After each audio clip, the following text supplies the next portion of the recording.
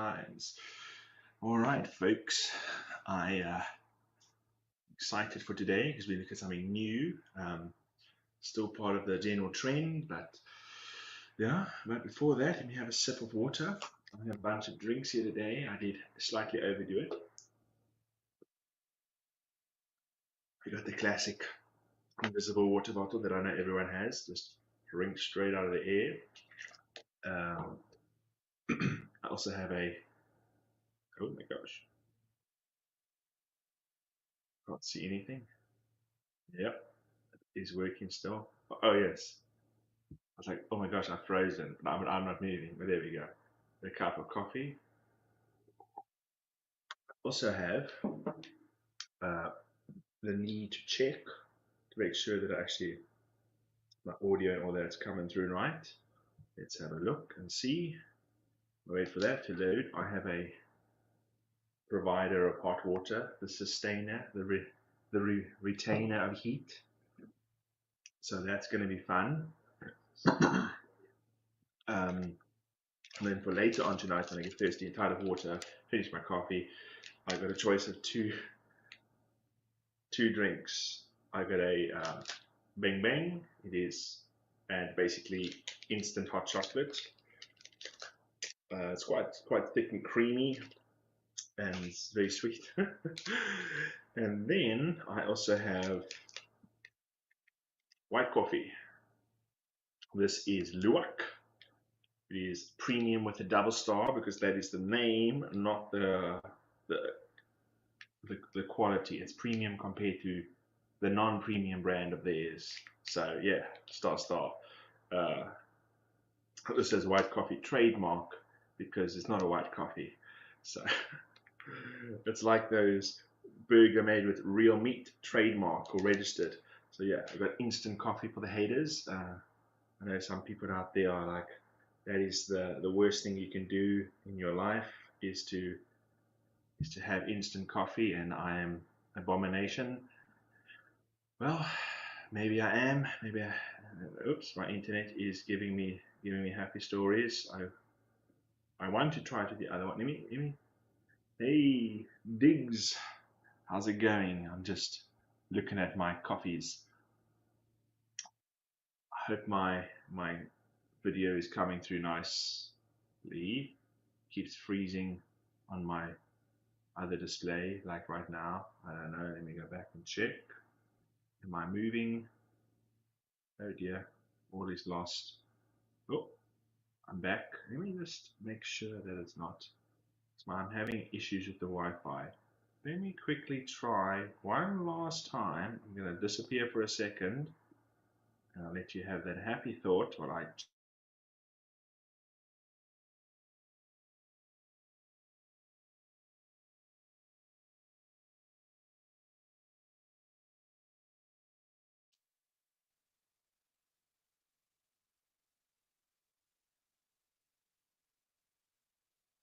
That was a fail. Anyway, who knows what's happening with the Wi-Fi? I can connect to the Wi-Fi. All my devices, I've got a phone, laptop, the Wi-Fi is using it, the people downstairs are using it, everyone's on the Wi-Fi, but my laptop says the SSID is incorrect, so I can't connect to it. So I restarted and did everything, and who knows? That's not important. We are going to have a look today at our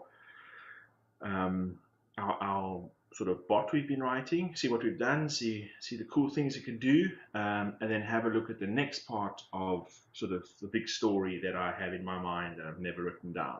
So let's have a quick recap because it's been a couple of days. We've done a whole bunch of stuff. The first thing, the goal, sort of the overall goal is I have a repo, this particular one, that's I don't get enough time to maintain it. Now I've got a whole bunch of stuff. I recently got married. I got a new kid. Well, the new kid's not coming. The new baby's here. I got a full-time job, and I got other things I need to do in the day / other commitments with various user groups and stuff. So I get like minimal time to manage this. So what I'm going to try and do is use bots and AI to help me. So one of the issues that I have right now was well, many issues, but oh my goodness, come on. Just see if I can go. You have a whole bunch of issues here, and they're not really categorized. They're just sort of a blob. And what I'm wanting to do is, well, I would have to manually go in and assign, like go in here and assign a bunch of labels, just so that I can try and filter out stuff and see where the, oh my gosh, I'm going to switch to another Wi-Fi, backup Wi-Fi 2. And I'm very annoyed at this. But basically I go in here and I'm going to have to pick an area, pick what sort of backend is having the issues, and then of course pick the operating system that's having the issues, as well as things like which partners it is. So is it part of the Maui partnership, the Kaizen partnership, the Uno platform partnership? I probably need to get a Apollonia in there, as well as what sort of the tenant is it, right? Is it to do compatibility with previous versions of things? Is it performance? Is it reliability? And I need to add a tenant for security here. So it could be one of those ones. So I have to go in there and every issue do it. And if I miss a few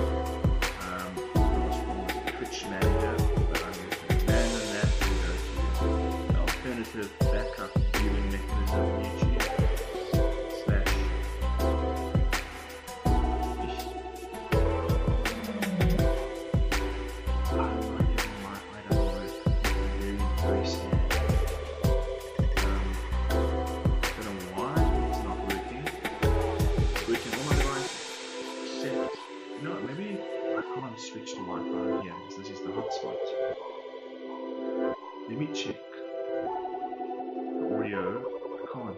You know, let me check the audio over here quickly. Let's see. Oh, then you're going to hear it. Let's see. let's test out the audio, right? This is at half volume.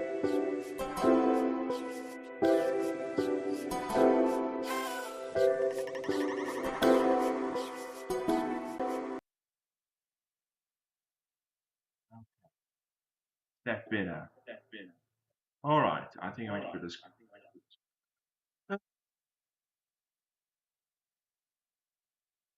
Okay, who knows? Let's see if that's better now. My phone has lost control of everything. It is incapable of connecting to the internet. In fact, it is very disturbing how I have multiple internet connections, I have multiple devices, and each one is giving different one. My phone cannot connect to the internet, yet I am streaming via the phone. My laptop cannot connect to the internet because for some reason it's just forgotten how to do that. Can't connect via the Wi-Fi, so that's broken.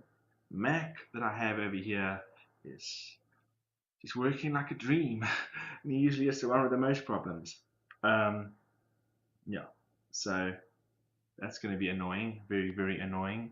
I'm just going to move this over there so I can see these comments on that side. But anyway, the problem at hand is I have to label my repos and it takes 5 minutes. And of course, I have lots of issues coming in and I don't have enough time to do it myself. So we've been writing an AI bot to do it, sort of a small repo, but it does some cool stuff. So it's two parts, obviously, because the bot and then the back end. Technically, we could have put it all into the GitHub action, but I chose to use the back end because we're going to use the back end for a whole bunch of other stuff.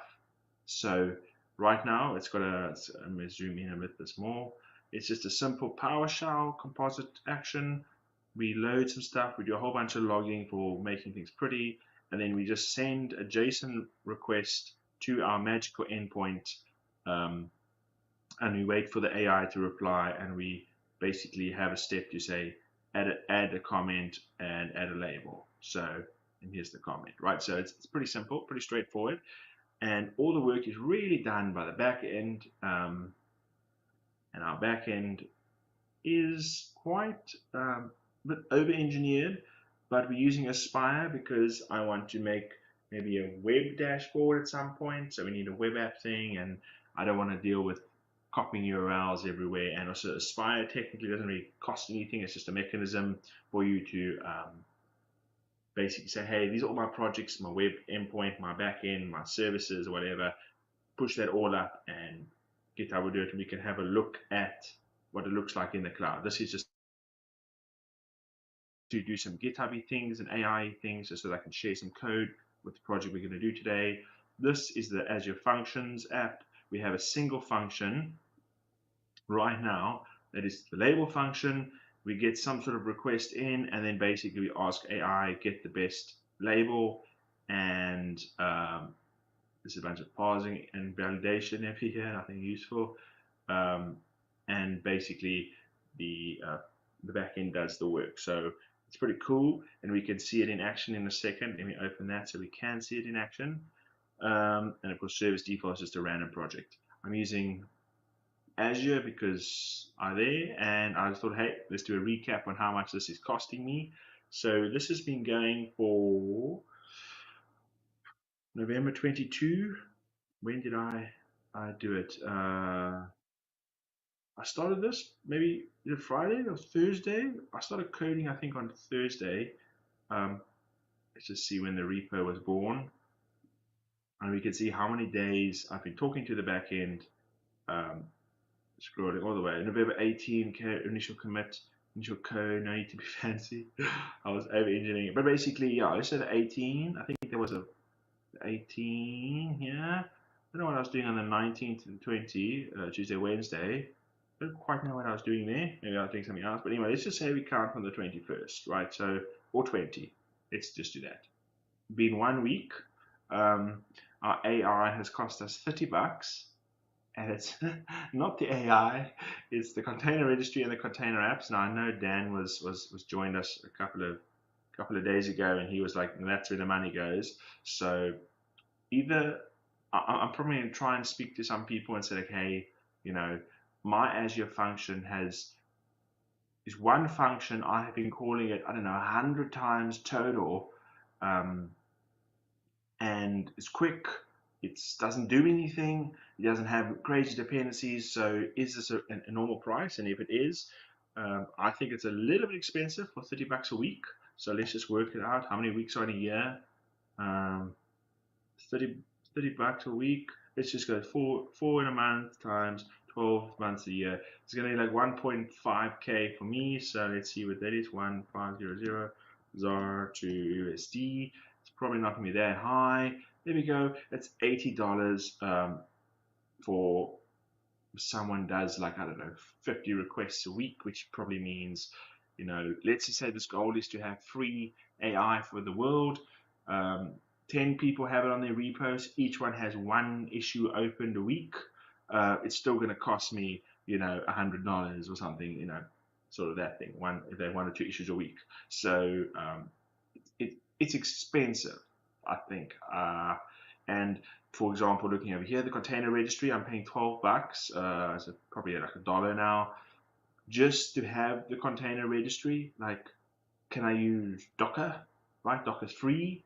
And then of course I've got the container app, which is basically, that is the Azure function. So as of today, the Azure function for use a week is basically $20 just to run this tiny function, and I can get it totally for free by taking the Docker container and running it in the GitHub action itself. So the GitHub action can use the Docker container. I was just putting a nice endpoint so that I can not have to hard code or ask people to get their own OpenAI codes and just talk to the endpoint. Unfortunately, it's looking more and more expensive. AI and in and of itself, I think, is $1 for this. I've been playing around for 2 weeks, so all of the requests coming to the function are going to AI multiple times, sometimes, to do different things. So it's $30 for, you know, let me see how much is that in 30 ZAR to USD. How much should we say that? It's $2. So let's just say it's costing me $2 to run the infrastructure and 1 cent to do the AI. So the AI is you know, 0.5% of the cost. So I do think that's a little crazy. I mean, here's a registry, $12. I don't know why the container registry just make it a blob storage. So maybe I'm doing the function wrong. I shouldn't be using the isolated.net.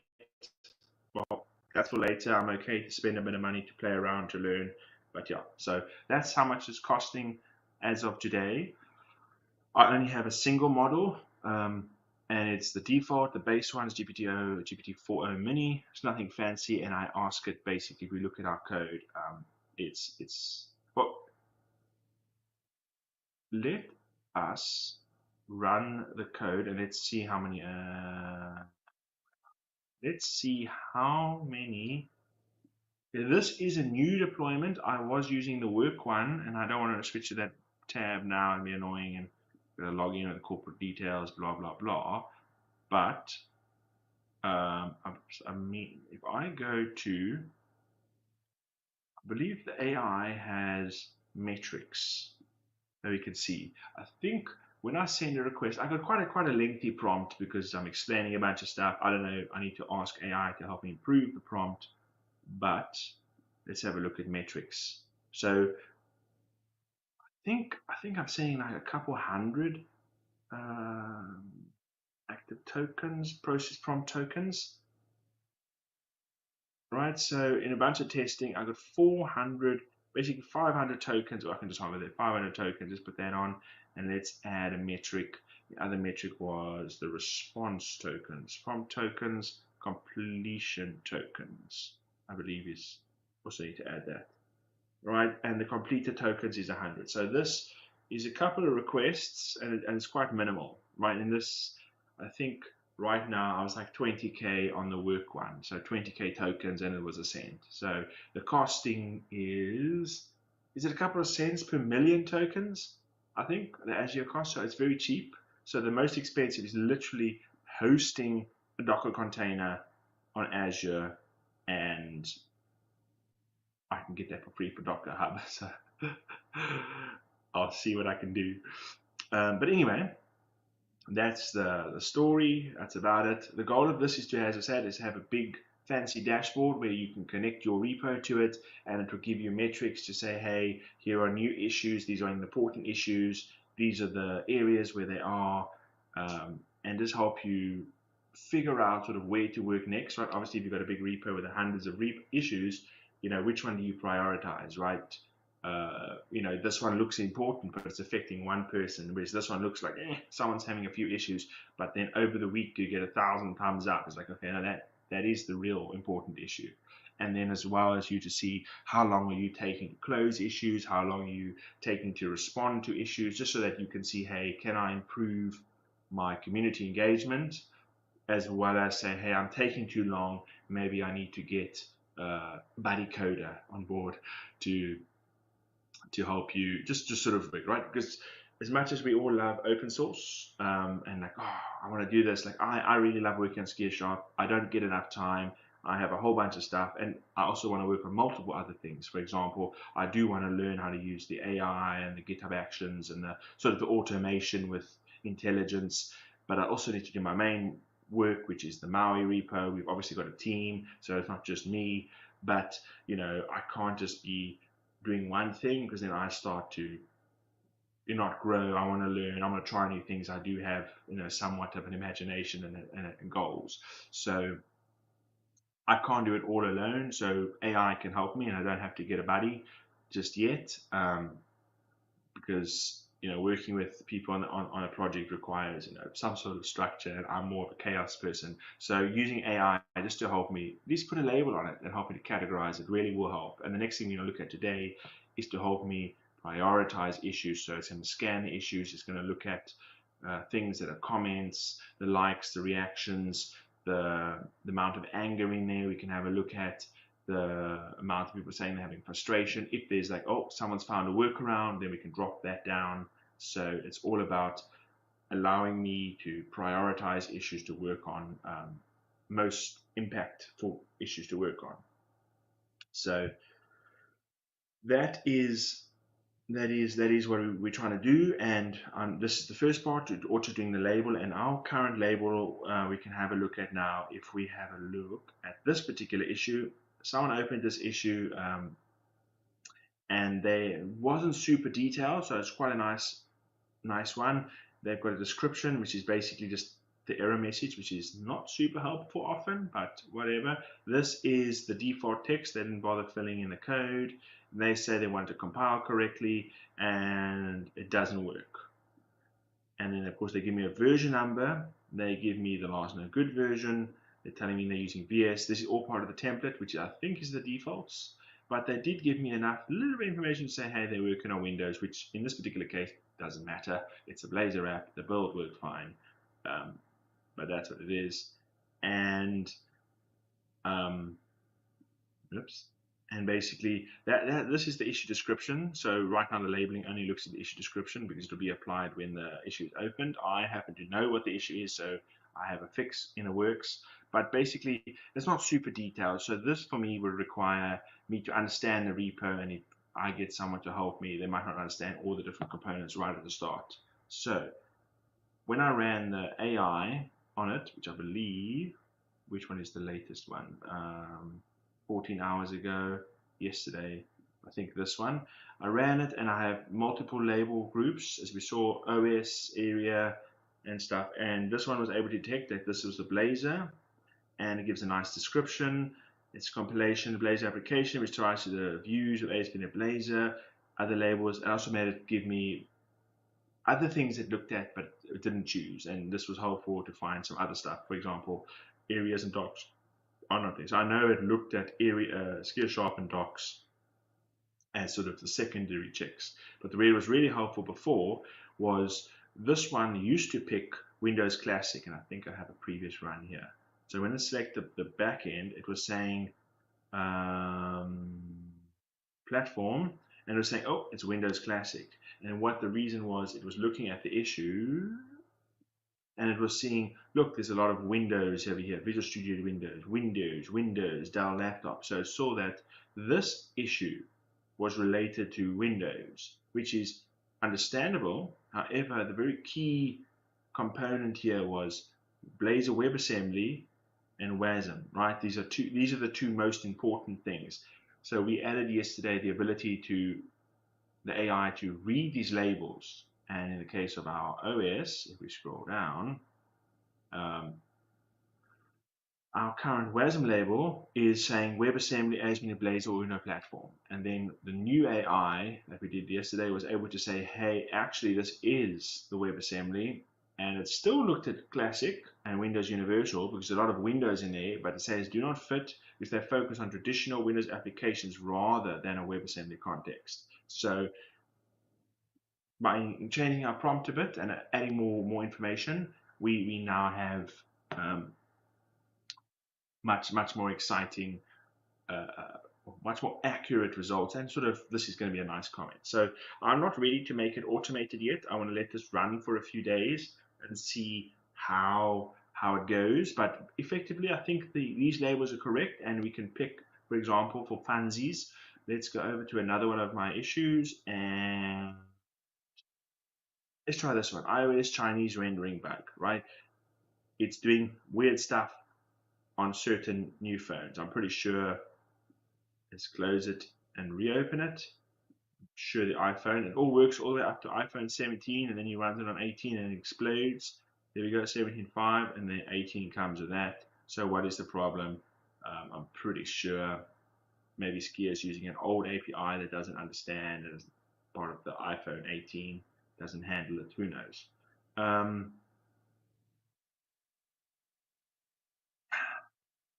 Nick is our buddy. He's doing some cool stuff, so check out his repos.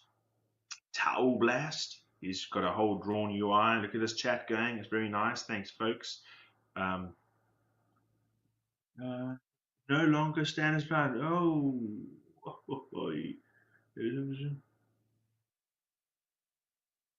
Okay. So this is where I also want to write an AI to just scan the issue and tell me this is what the summary of the entire discussion is, right? Because I have to read all this and it takes time to understand. So that's another bot I want to do. But for now, let's have a look. I open and close that, which means the bot would have run. Let's go to our actions and let's see what the AI has picked for our area groups. So let's so the area label is Skia Sharp, iOS 18 specifically the degree symbol. Most applicable is a directly accessible binary rather than user experience problems with other labels like docs and views. We're not suited here. It's not about a view specific implementation, but rather about rendering bug. Is this correct? This is probably got to do with the native library, but I don't know if the AI will know that.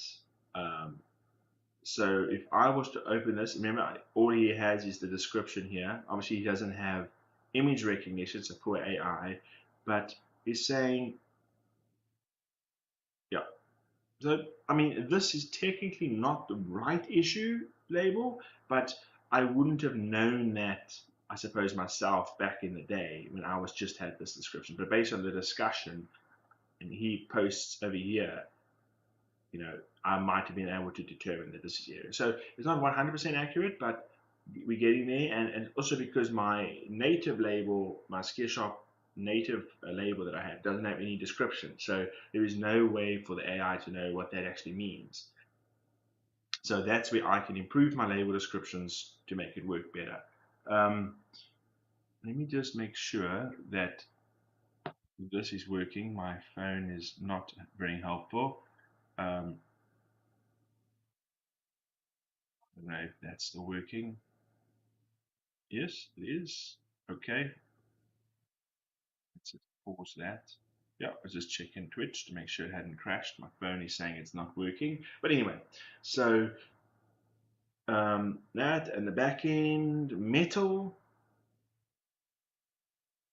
OpenGL Vulkan, yeah. Okay, so the other one that was maybe supposedly better, either no back end because it's not really like, oh, it pertains to a specific back end, all backends, right? This has nothing to do with backends. So maybe I need to update the prompt to say, hey, if it applies to basically all the prompts, all the labels, don't pick a label, right? There's no saying this affects Windows, Android, iOS, Mac, ties in WebAssembly. So just say it affects all platforms and leave the platform label, or maybe have a platform, all platforms. So that's something we can update a repo. But over here, this is reasonable logic. It's got to do with metal, but however, this one has nothing to do with anything. It has to do with the font processing of the operating system. So, whatever. The tenant compatibility, this is sort of correct in that 17.5 worked, but 18 doesn't. So, that. So the labels are not perfect. This particular issue was a complicated issue because what is the problem? The problem is skier. Maybe I need to be solved with a better label to say, hey, it is the label SkiSharp native, whatever that is, live SkiSharp native, and this will have a description to do with the underlying core skier engine not able to do something, and the backends, right? I've got no description on our backends. Where's our backends? I need to change the colors here, backport and backends. Oh, here it is, backends. These ones need descriptions, and maybe I would have one like backend not relevant, or all backends, and I'd have descriptions there to help find it. So our bot is okay. Let's pick another issue, and then we can have a look at some actual code. Here we go, another one I need to look at. Unicode is not doing right. It's quite a long, detailed description. So let's close and open this. Close and reopen. See where this goes. I need to fix up my automation. In progress is not ready to do that, but whatever, we'll have a look. Let's move that to new. So we got that bot, and let's see what the AI has to say for us. Okay, and it's quite quick to run. This one was like 5 seconds to ask the AI. No labels match on the back end, which was correct because this has nothing. Well, this one sort of was correct, right? There's no DL, no raster. This is just unable to load the font. So I don't know if the AI crashed, but let's see with the platform. I hope it picks Linux. Windows Game Studio, the different operating systems. Okay, yes, GearSharp, loading GearSharp binding and views and form hunters. Yeah, right. So, and here tenant is going to give us, come on AI, and of course, if we go back to our AI model, let's see how much our metrics are. Select metric, we should see a spike now. Process prompt tokens, you should see a little spike, and this total request for these two ones was 6K. I don't quite know why that was so low, and this is 6K. But okay. And of course, oh dear, the server crashed. Very interesting. Let's run it again. Let's run all jobs. Let's run it again. Let's have another sip of coffee. Oh, that was cold. Probably gonna have to make another coffee. But anyway, so the AI is working. I'm not ready to make it live, as I said. I want to tweak a few things. And also one other thing is I have multiple area groups here, the area platform, and it's going to post a separate comment for each one. So I sort of want to extend the action to maybe post and say, hey, these are the action group, the label groups. Ask all the questions multiple times, and AI get the correct one and return them all, and give me a nice single label, and that's. But I'm more wanting to focus on getting the AI working. I think it's getting there.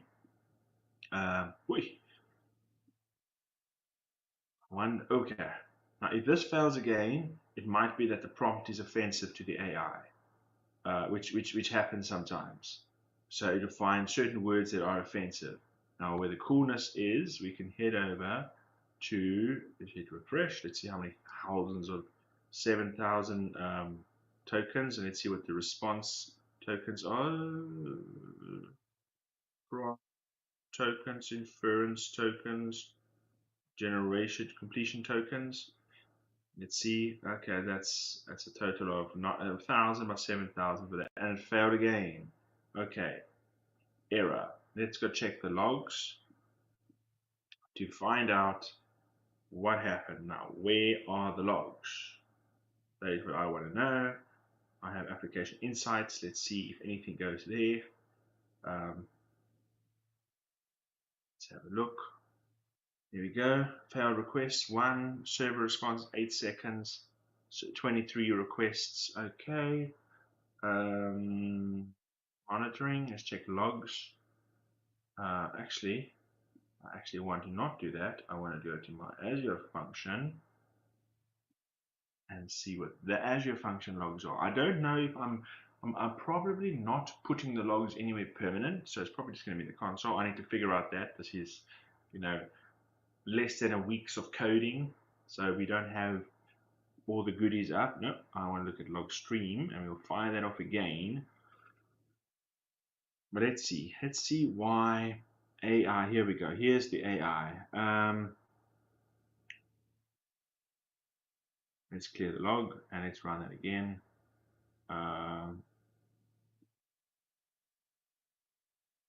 Run failed jobs, rerun, and we should see a stream of. Can we maximize this? There we go. Let's have a look and see why the AI wasn't happy with that. Nothing appearing on the. Alright, AI is running. We should have, there we go, logs. Here we go. Here's our prompt, right? You are expert developer, blah, blah, blah. Here is our labels. We got here names and description. We need to, obviously, a whole bunch of labels that need to be filled out. And it's got the issue. And the issue is, function is saying, asking OpenAI, cognitive services, bunch of stuff. And there's the area. Okay, the area is done. This one is now asking about the backend. That was okay. Sending a message to OpenAI. Which one is this about? This one is about the tenant, the last one. Here we go. So here we go. It chokes. And now I wonder if I can view the AI model and find out what it did. Like risks and safety, metrics. Let's see what's in the metrics. Okay. Oh, 11,000 token metrics. So this is cool. 13 requests. Let's see the risks. And now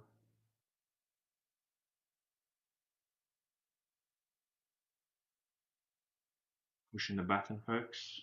Pushing the button, nothing's happening. But AI is blown up again. Here we go. Scrolling, scrolling, scrolling. And let's see. Label. Exception was thrown. Service request failed. Unauthorized.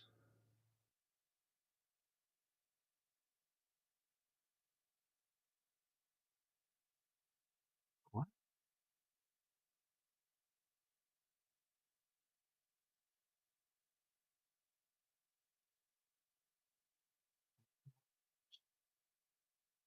Well, let's test it out. We've got our can we oh, we don't have the I didn't log the actual thing I'm posting. I should actually log the message that it went up. But actually, I've improved the whole system. So if we go to our HTTP end, oops, the font size is wrong again.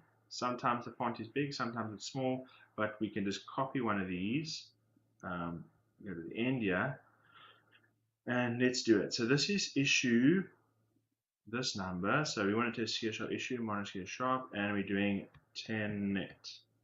And right, and this one I'm going to switch to remote and send a request. And let's see what happens if I run it manually. Right, maybe it fails. You only allowed 3 requests, and then the 4th one, it's like wrong. But we know it works because it ran. There we go, 10 it worked fine.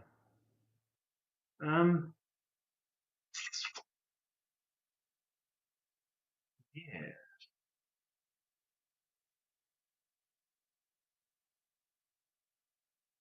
which is pretty weird.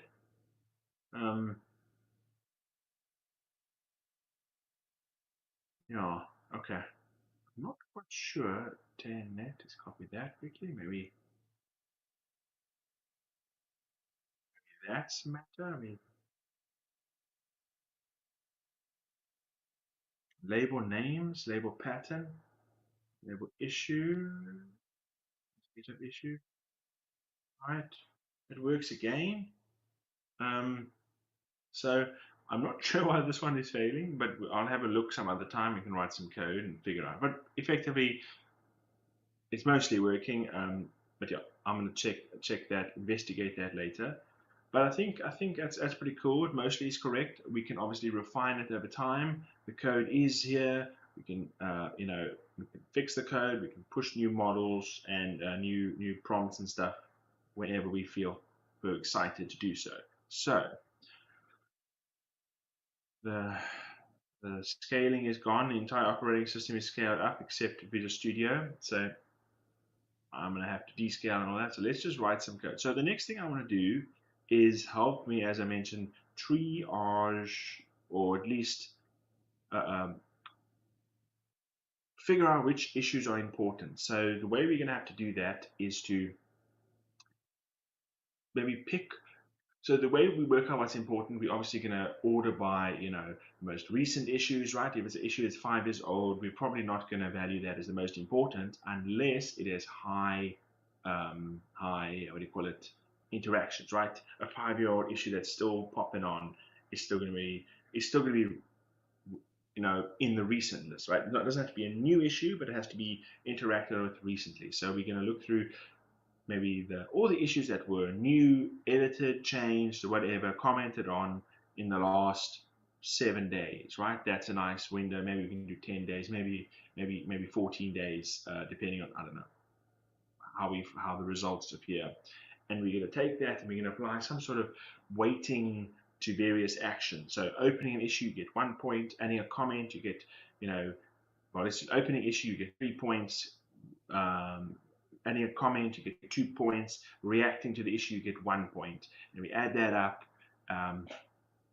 and we find out sort of a number. It doesn't really matter. It's just that they are relative numbers. So each issue has a number, and it is bigger or smaller than another issue. And that means bigger issues are more interaction on it, and smaller numbers have less interaction. So for example, at this one has 10, right? This definitely is a higher reaction than this brand new one, as well as this old one that is failing and no one even bothered to comment on it. So something is happening here, and we need to figure it out. Now, in this particular one, this is an issue that we fixed, and working thanks. That's amazing. He's asking a question. So let's see how we can do that. We're going to use the same project because this is currently poorly named and poorly structured, but it is what it is. We're going to work on it here for now, and then rename a bunch of stuff and push out a full-on backend that anyone can pull onto their custom dashboard or something.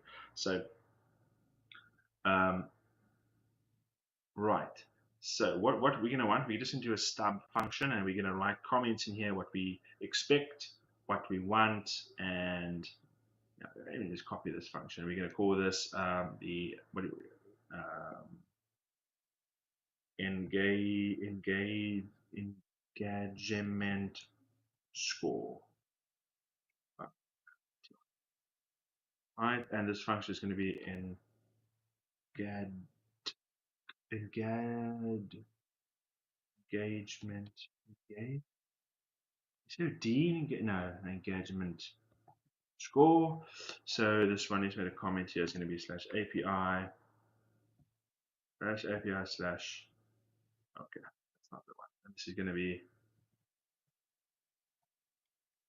engagement score function. We don't need a chat client for now. We need a logger, and we're going to starting to process a new issue. And then, of course, we're going to all the way to the end and just say return OK object result. And this is is it a post? What do we do? Well, let's not discuss that yet. Let's put here what we're going to need. Okay. and keep that there for now. So what we need to do, okay, we want to download the GitHub issue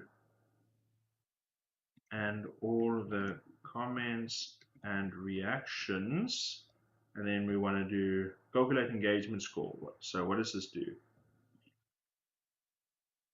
This one is going to be download issue details. We need to download comments, the details, okay, and the comments. And we're going to do, this is going to require, no, we're going to, require issues in the last box. It says 7 days. All right, so get an issue last 7 days, download the details, download the comments, and calculate the engagement score. We're going to maybe have a number of comments, number of reactions, number of comments from the, well, let's just see what AI has to tell us. I mean, let's not, oh, okay, I think, okay, that's getting, engagement score, right? This is going to be, right, weighted weighted score based on, okay, now comments, number of reactions, yeah, comments and reactions on comments. What else do we want to do? Age, I suppose age of issue, and yeah, so an old issue is not as important as a new issue. It's still edited. The issues touched in the last 7 days. So it's not like, oh, an old issue is abandoned. It's an old issue that hasn't been touched is abandoned or not counted. But old issues that are being actively commented on, or new issues that are being commented on, right? So let's just do, let's go here and do dash formula. Let's see. No, let's ask ChatGPT, right? Let's chat. Let's ask Copilot.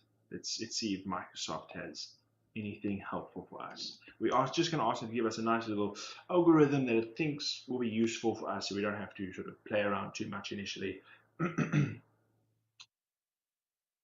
Okay, ChatGPT, I think I can do here and say, hi, I am making an algorithm for calculating an engagement score for my issues in my GitHub repos.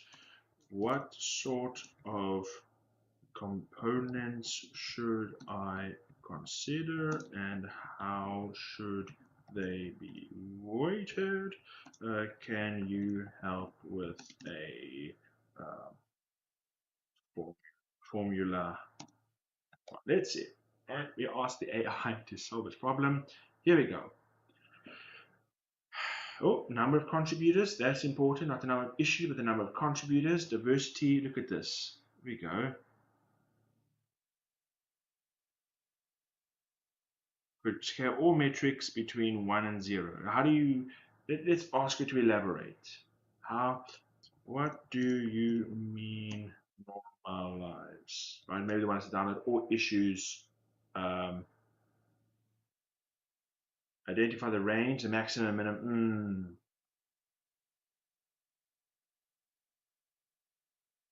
Okay. How can I do this without having to download all issues? I want to not have to hit the GitHub and download all issues for every time someone adds a comment on an issue. I want to say, hey, every day summarize and get us the top 10 engaged, heavily engaged issues or something, or higher than, I don't know, 100 points, whatever the point may be.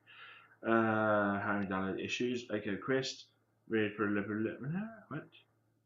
No, no. I mean, normalize the data. So they're saying get all the issues. Yes, but I do not want to fetch all the issues. I just want to process the single issue. Is there a way to do this via normalization, or is it not? I don't think it's possible, but let's have a look and see. Step by step.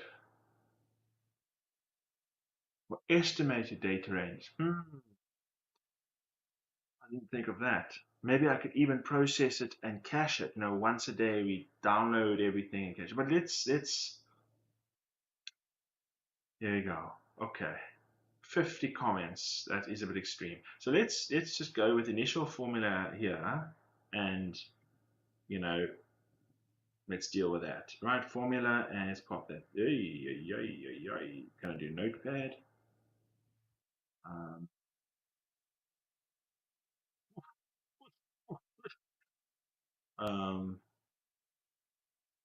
Can I replace new lines? Let's just do. I think I can do that in here.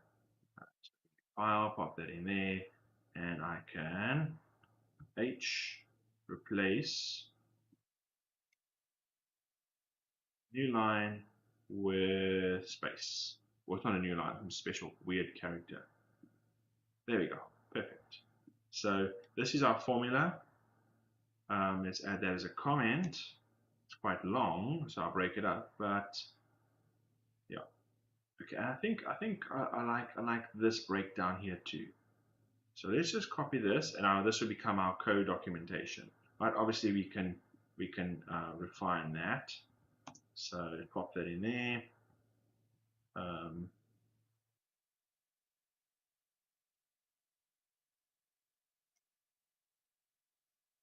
So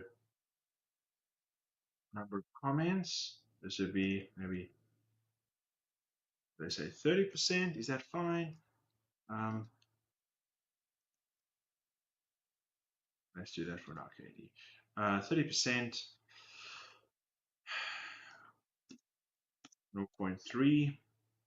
Number of shows, reactions. This would be 0.2. Number of contributors, I think I like this one. 15. More recent implies higher engagement, that's important. 0.1. Older issues might need more attention. What is the time since last activity? Oh, they're inverting it. Okay, let's have a look at that and we'll break that down. Older issues, let's just say they say 10, 0.1. So let's see what the formula looks like. 0.15. Right, so number of linked pull requests, I think that is good. And I think, and one thing we want to do is actually, let's call this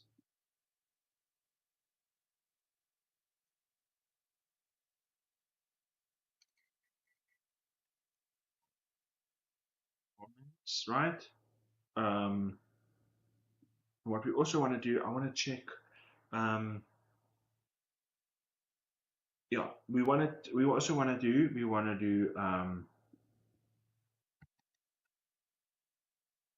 important, I think, for merge duplicated issues. So if I have an issue and there's someone that's marked as a duplicate, we get that one too, and we say, hey, add up all those numbers, and we put that in there. And of course, we probably can build some sort of, maybe that can be, the duplicate issues can be like a V2 of this algorithm. And then of course the formula, we can do this, and let's just, engagement score is equal to that, plus that, plus that. Okay. engagement score, comments. So if I got 10 comments, yeah, reactions, I suppose we don't need to even use 0 point, right? I suppose, we could just times by 3. Why do we have to 0.3? It's going to be a big number. Let's do that. So each comment is 3 points. Each reaction is 2 points. Each contributor is going to be, its unique contributor will be, is times it by times 1, right? Or just a 2. And make reaction as a 1, 2, 1, right? People can do a thumbs up. It's less important versus someone who's actually commenting or a unique contributors, number of contributors. This is a comment contributors. I mean, all, yeah, let's do that. I prefer that because, I mean, can we, I wonder if, let's undo that. Let's keep that idea in mind. So if 2 people reacted to it, right? We get 1 point for that, 1 point for each person. However, if those 2 people are just liking all of them, they're only going to count as one point. However, if they bring a buddy along, they're going to get a double. Well, this would be 3, right? So you compound the number one. So that one scale times his last activity. Let's say this is days. So if it's 0 days, well, it's going to be division. It's going to be 1. So 1 day is 1 is 1 point. Now, if it's 2 days, it's going to be 0.5%. If it's 3 days, it's going to be 0.3 points going towards this one. This is like, yeah, and the issue age. Older ones get more attention. Let's ask that. Why would older issues need more attention? Let's see why the AI. Unresolved problems, persistent problems, forgotten discussions. Yeah.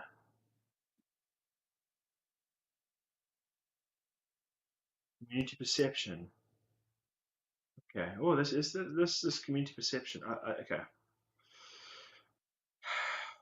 Okay, let's do that. The AI has given us information. Number of linked pull requests shows, and of course, the number of people doing that. Let's just do 1.5, and they were 1.5. Okay, there we go. So this algorithm, get rid of that. We can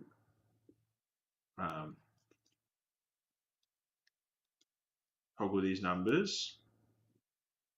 So let us get one issue, an example issue, and let's use that. So we got the Blazor one that was popping up. So let's have a look at that. So yeah, I think this is all we need. So first off, we're gonna need, if we look at, that's just using AI chat, we actually need to get the GitHub issue. No.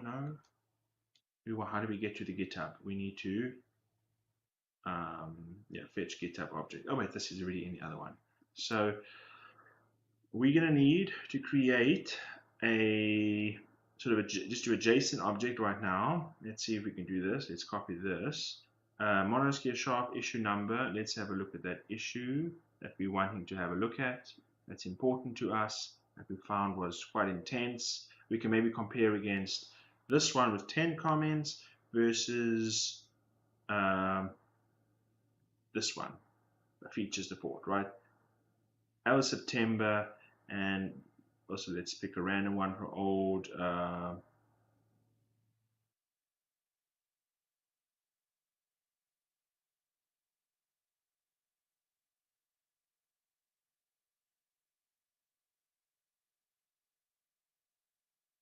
we go.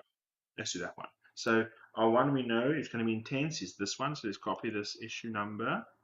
So we want to download this particular issue, and our goal is to summarize. So we're going to do, what was the name of our function, engagement score, and I think we have to post it, and we're going to get an HTTP response. So let's actually run this in the background while we wait. And we're going to need Docker.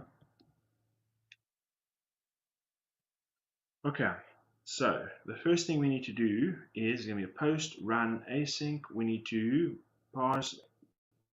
Let's go get that label request. Oopsie daisy.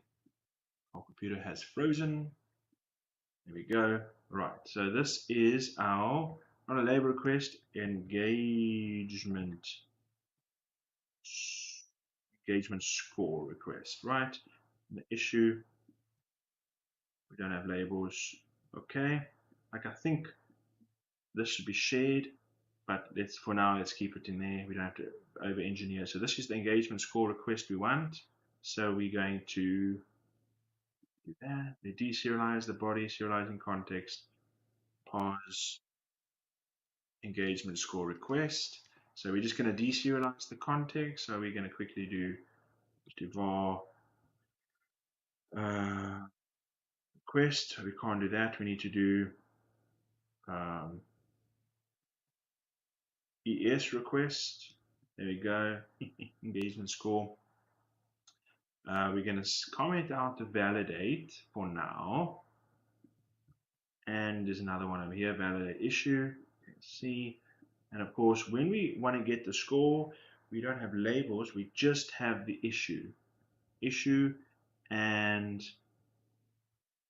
oops, wrong one. Issue, and this is nullable because if there's an error, return null. No token was provided in the header, and this will be an engagement score request. And do ES request. Okay. So we create our connection to the ES and ES. So ask GitHub, hey GitHub, and right now get issues, we don't need that, right? Because we're just processing just the issue. And of course we're doing ES, and of course we want to return this function. So I just move the code into here, and sort of a chunk of code that I can there we go. Why is this giving me squiggles? It's probably because it's never used. And maybe our function should have a base class where we can request things and get responses. So whatever. So let's do ES request, and we can do var issue is going to be is equal to await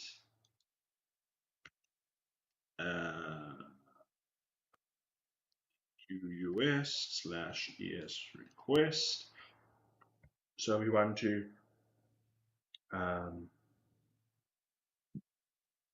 ignore the warnings. So we're going to download that, but what we do want to do is this get issue from our previous one. Oh wait, we're going to get a single engagement score, yeah, for now for testing. But in the real world, we would basically not pass in the issue number. So for example, if issue number is missing, get all. So right, so this will be optional. Where's that? There's that one. Here we go. Number is optional.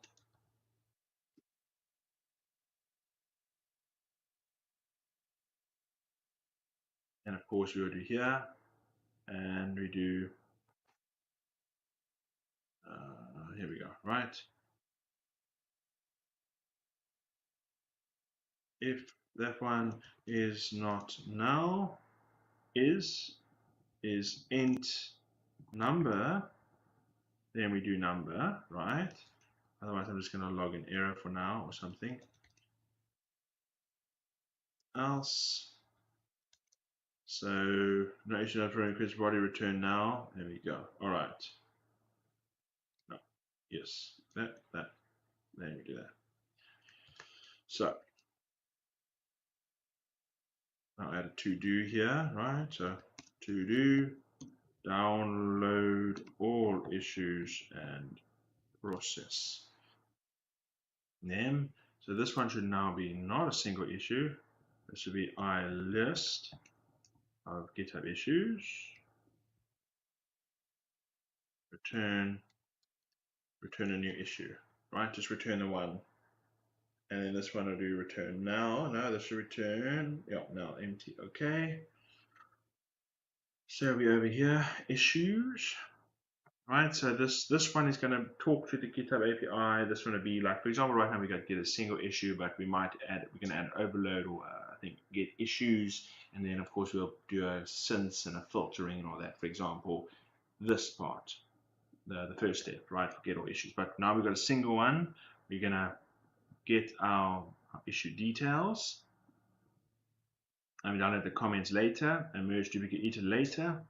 And let's calculate the engagement score. So we're going to do var score is equal to calculate engage calculate score, and we're just going to pass in issues. What I actually want to do is do issues dot select calculate engagement score. Okay. There'll be a method we're going to write, and we're going to get some sort of array back.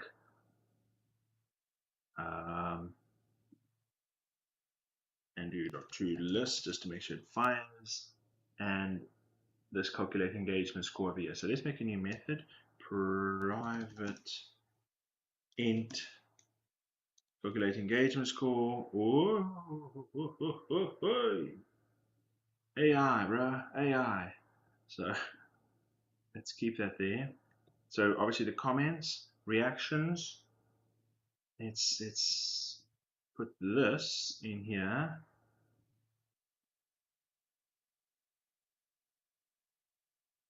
Let's add a comment here saying components, I think. Let's just do that.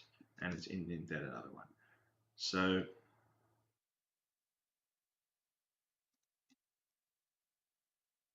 let's just format this. This is going to be our official function documentation. I mean, technically, I could put this in a comment above, but let's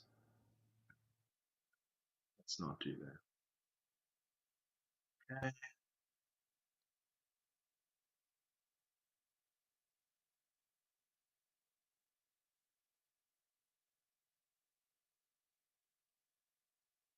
All right.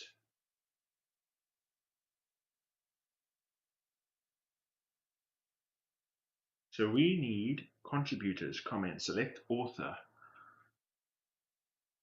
distinct count. Okay, this is the information we need. So we need comments, but before we do that, let's see. We need to go to the GraphQL, or actually we need to go to get issue. Oops. And let's see, what does a GitHub issue provide us with? ID, number, title, body. Okay. We're gonna maybe do a int. You know what? Let's not. That's a quick one, right? We want a quick function. Now we're gonna do a detailed function. Get issue detailed. Let's do that, and get a issue detailed, and of course this one the same. Now get issue details, right? ID, number, body. We're gonna do int total comments. We're gonna do int total reactions. What else do we need from the AI? Part of the formulas. We've got the total comments, number of reactions, number of contributors. Is you do recent activity. So we do a date time offset. This would be last activity, and let's do creation date, right? Created at activity on, created at age, right? That would be the date, number of linked PRs, Okay, let's just do those for now. And then of course for issue age, just make a body here quickly, and you do public int issue age is equal to, let's see, AI data I said now created at take away total days. Okay, that's pretty cool. And what was the other thing we needed? We needed to know time since last activity, days. Let's add that. We do a public int day days since last activity, or let's do time span actually. Time span, time since last activity. AI, fill it in. Doom. In age, time span. Right. Don't ever have to commit to any units. Just use time span. There we go. Look at that. It's pretty cool. So we're also going to need to do. Actually, we're going to do iList, and this will be comments, and this will be public record. GitHub issue comment or GitHub comment, right? Because we might want to reuse them. What does AI tell us we need? ID, body, created at, total reactions. Yeah. GitHub comment. Okay. Created at, last activity. Yeah. And then times, and let's just call this age, right? And we can copy this in there, right? So maybe age is important, we don't know yet. So I think that is what we need. We got the ID, number, title, body, we got the comments we're going to get, we got total reactions, last activity, and the created at. Okay. Modified on, modified at. Modified on, just to on. Created, modified. There we go, created. I don't like those. There we go. Okay, so that is what we got. Let's get these numbers, the data, the info, if you will, from the bots. So let's quickly comment it out. Gone a bit ahead of ourselves there. See, okay, and you know what? Let us get our fish objects, and yeah, that's just the parsing. We'll fix that later. We're gonna hack this a bit. We got the token. I probably should centralize this creation logic, but it is what it is. We can do get GitHub repository, issue number, get issue detailed async. Okay.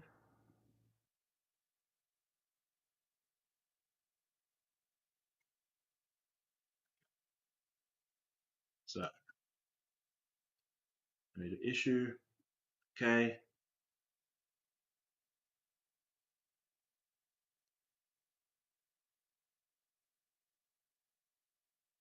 Detailed issues. We're just going to cache it because we don't want to ask it multiple times. Here we go. And of course, fetch issue. Here we go.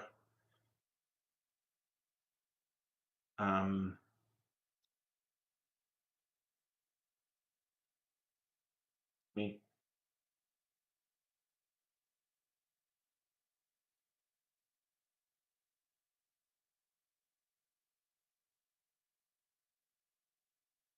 Let's do this.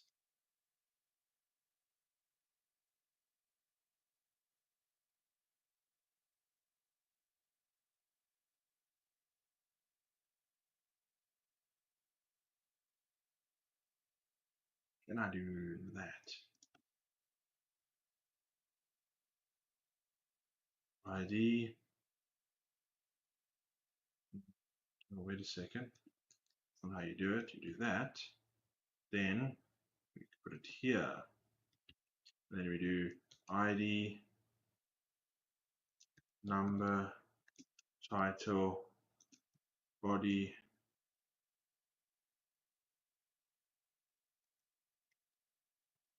Ah, my goodness. Okay, let's just do that.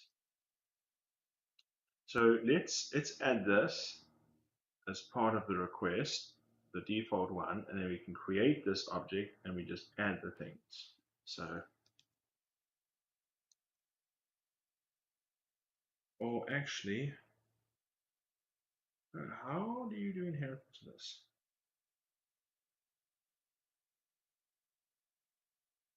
All I'm adding is that, right? This all should go in here, right? Here's the GitHub issue. We create it. Then this one, all it is needs to be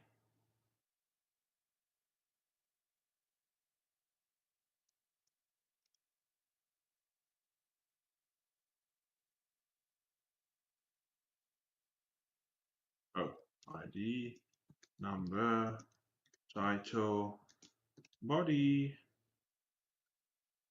Oopsie daisy. The number, title, body, total comments, total reactions, modified, and created. Whoosh.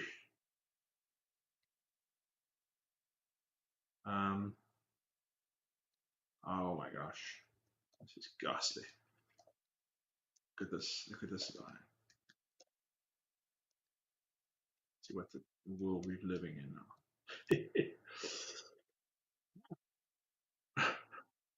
Can't auto apply relevant properties, but anyway, okay, that's what we want.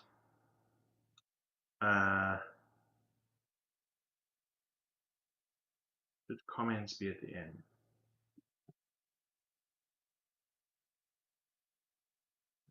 That.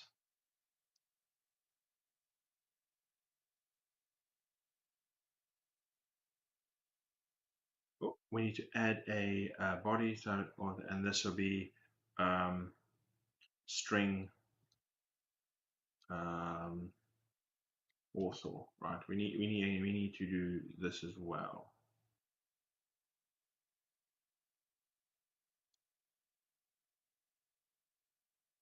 Let's add another author here, and of course we also have ID author body, right? So that we can know we pass that along. Okay, so we first need to go to GitHub repo. What do we need? ID number.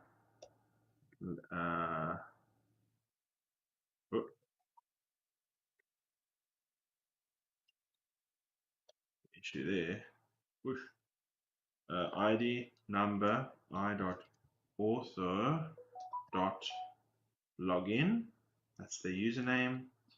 We now have title, body, total comments, body I dot comments dot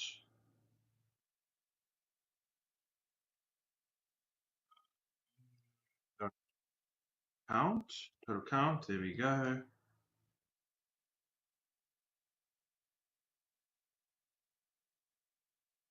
And of course we do I dot mod updated at, and of course I dot created at. An expression tree may not contain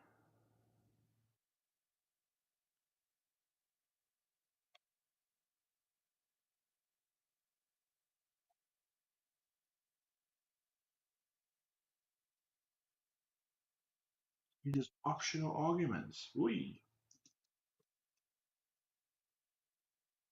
Okay, how am I supposed to do that? Let's ask the AI. Okay, AI, give us solutions. let's create a new chat. Oops, plus, it's not a new chat. I am using the OctoKit GraphQL library, and I want to request issue data such as the issue name, issue title, body, and also the total comments. Right?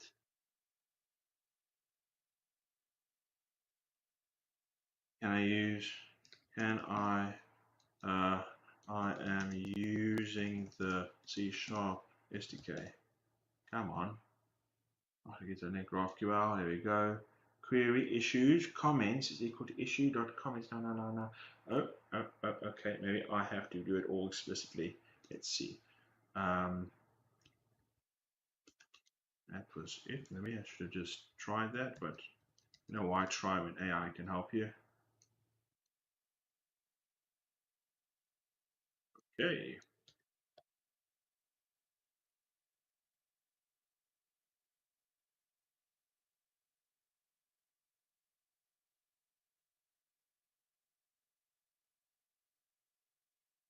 Okay.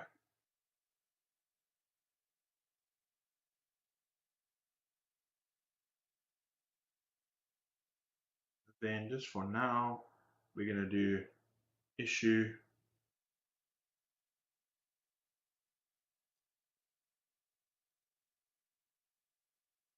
simple issue is that, and we're going to do var issue is equal to new. There we go.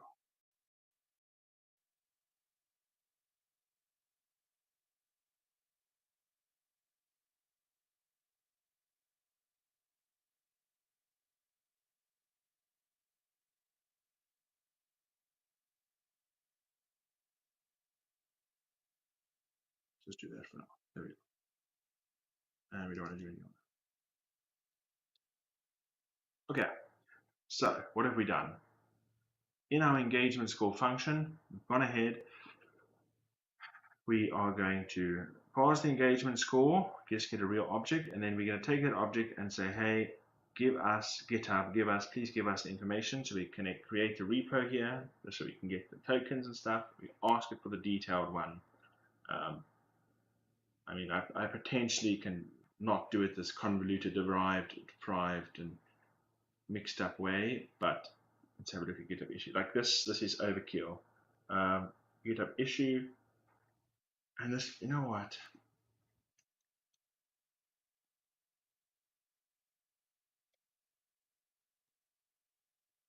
Here we go. Like what? All right, there we go. Problem solved. My goodness, look at that reflection and globalization was somehow imported over there. We're going to need to go actually to our services, go to our GitHub and a filter, and we're going to actually just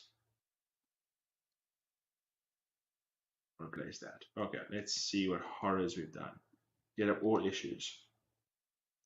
Okay, we get all issues, and we say, hey, we're just going to get the issue. Oh wait, if there's not, we do var issue is equal to wait, right? We first get the issue, and we're going to do number. Then of course, if issue dot comments. I wonder if this is this read only. Can I? Is that get and set? Get in it. Let's do that. Right, as we are meant to do it. Let's not do it. Public comments. This will be get comma set. The internal set, right? Only I can set it in this library, but outside no. I read only list, right? We don't have people editing our list. Okay. In our repository, issue the comments question mark dot a question is now. If it's now, then we get the comments, right? So in our case, we're just going to fake it. We're going to do issue dot comments is equal to comments. There we go. And we just add a to do here. actually get comments. Okay. So because the comments we're going to have to page them all, because they only allow us to get a maximum of 100. Now obviously we only got 10, but we potentially could have issues that had hundreds of comments. Okay.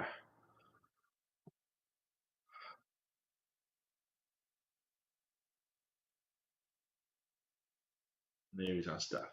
All right. So if I go over to our engagement function, we should get issue, and we delete that. Okay. So I can now return over here, just to be happy, we just return the whole thing. Boom. Okay. So let's deploy this with the debugger attached so it catches exceptions. We can now head over here and we can run this. This should now give us, make it much smaller. This will go to GitHub and get the same results, but we can then use it for now to calculate the engagement score. Hopefully Docker has my containers. Oh, it's still having to spawn that up. I need a sip of water. Okay, that is done. AI has kicked in, or the AI deployment has kicked in. We head over to our GitHub HTTP. We hit send request. Let's see what we get back. Oh, boom.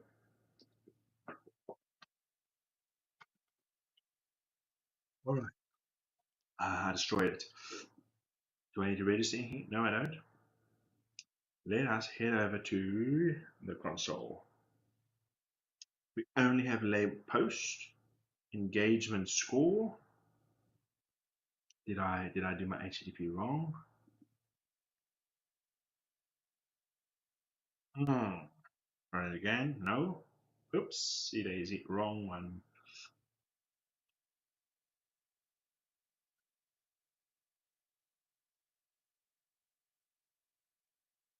There we go. Woohoo! Comments empty. Okay, so that is cool. We're gonna assume the contents is not there. So what we want to do is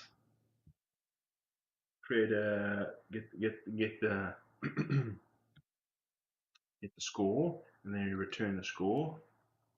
Was that returning an array? Yeah, an array. Okay. Now the score is, for example, we're just gonna do blank, but we're gonna do, we go over here, calculate the score.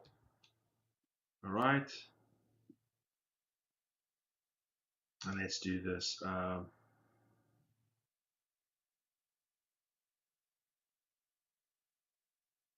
Make this total comments, edit, total reactions. Oh, okay, and let's just do this. Well, comments is equal to issue.comments question mark dot to question mark or an empty array. There we go, and then of course we replace this with just this one quickly. Total comments, we actually can do issue dot total comments. Boom, problem solved. Total reactions, we can do dot reactions. Actually, let's have a look at the response. Do we get those numbers? Oh, total comments, total reactions. Ah.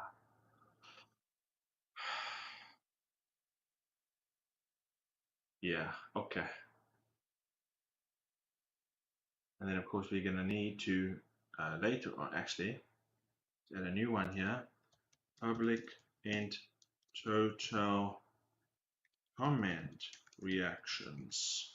And then this will be, let's see, no AI equal to comments question mark dot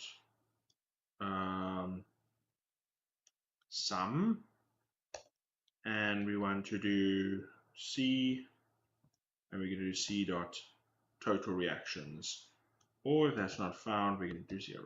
Boom, we've written some code. Did we actually get the response for age? Here we go, time since last activity. Okay, this probably should be ignored, but we can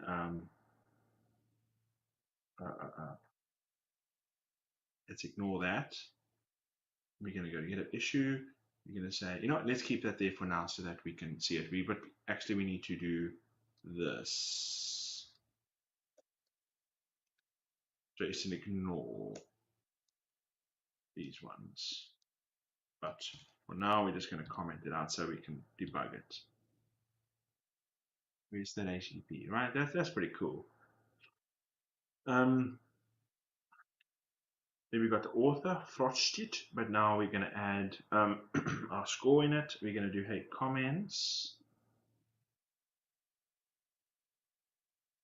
total reactions, total reactions plus issue.total comment reactions. Boom. There we go. That's what I want. C.author.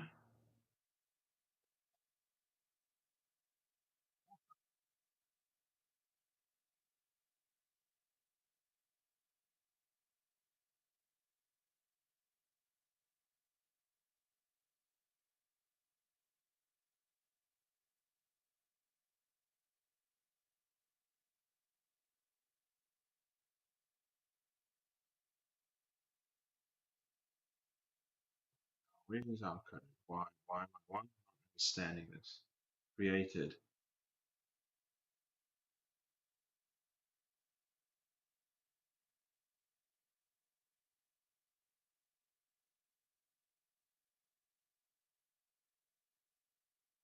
This one hovering over here, it says author is not now here.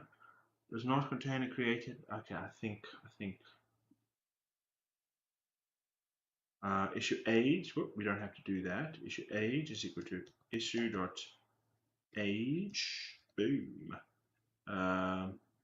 Last activity issue.modified. I think. What did the AI say? I believe that is correct. How can I get the date of last edit or last comment?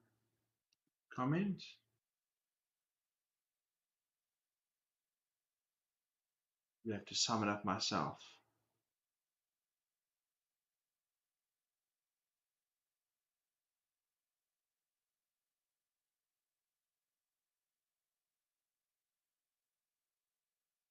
What would the GraphQL be? Let's go to GitHub GraphQL. Let's test it out in the playground. Here we go. Comments, total count, nodes, created ads. See, that's going to return a list of created ads.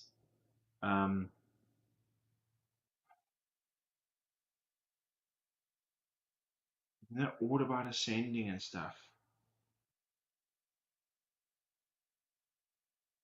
Process the commands on the client side. Okay. Yes, we can't do that, so it's okay. Comment, and let's go to the GitHub issue, and then of course we do age, and then we have a total comment reaction, and do times as last activity.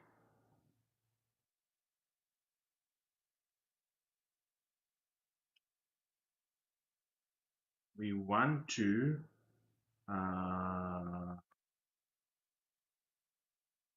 last activity, right? Not modified, right? So we're going to have a new one. Let's copy this one.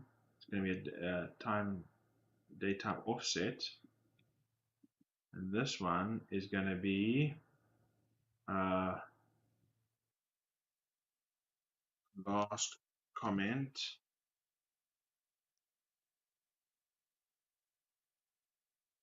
date AI no comments dot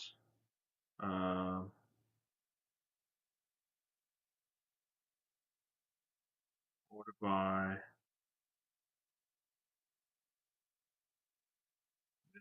you just loop.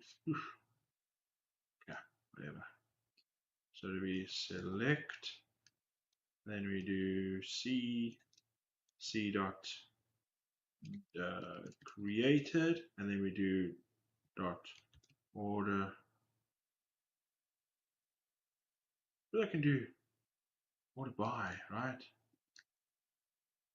Order by created, and then do I do not last or default, right? Last comment date.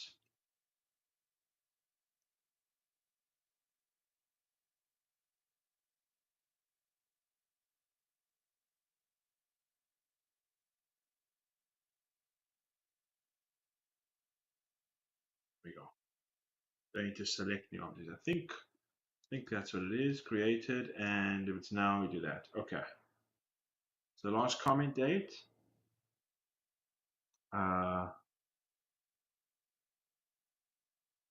In the last activity is equal to, I'm going to do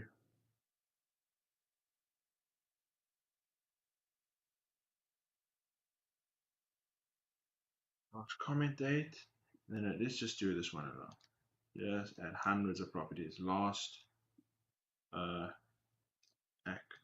activity, last activity date, and we're going to do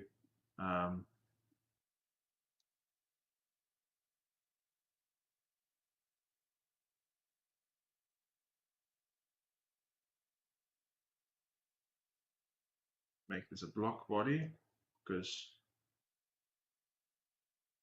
you're going to do last comment is equal to the last comment date, and then we do if last comment is greater than modified, then return last comment, otherwise return modified, right?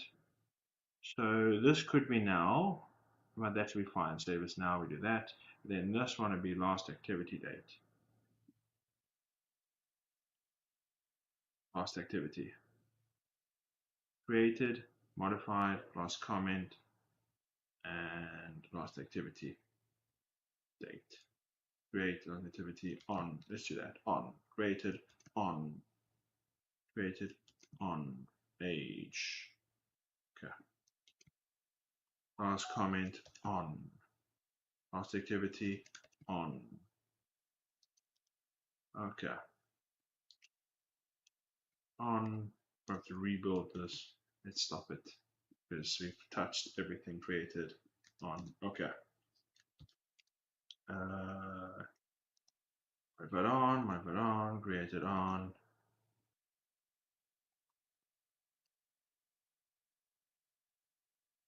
Put a capital letter in some way. There we go. And last activity. Now, okay, so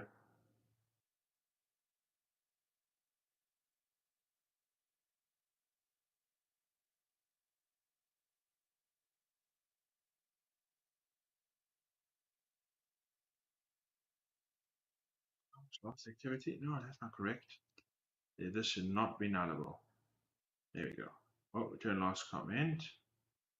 Okay, is not null and it's greater than. There's no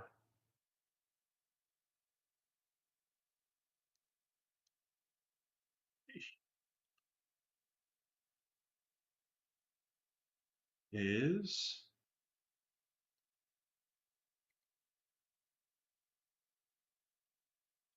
there we go. Okay. Bunch of stuff. Function last activity on.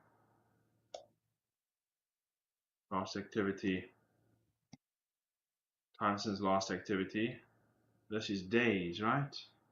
That should be days. Let's make sure we be clear on the unit of measure. Age. Age time since last activity. Okay, we didn't commit to that. Last activity dot total days. There we go. Oops, did I accidentally? Oh yes. TD dot total days.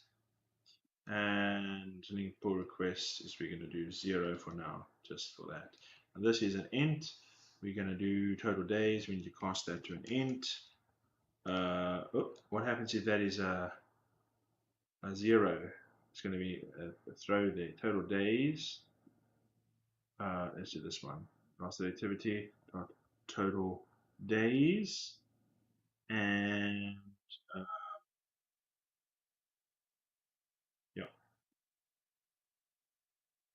if total days is equal to, should we do 0, 1?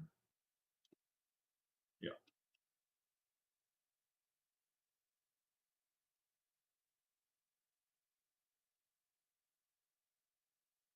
So if we edit it to right now, total days, and then we cast this to end. So this happened, and then we just do plus 0.1. There we go.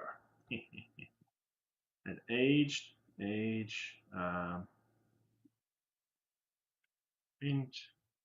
whoopsie daisy, dot td, total days plus 0.1. These all int, double. There we go. Just do that. If the last activity is equal to 0, then we want to do activity is 1. I can do solve that. We do math.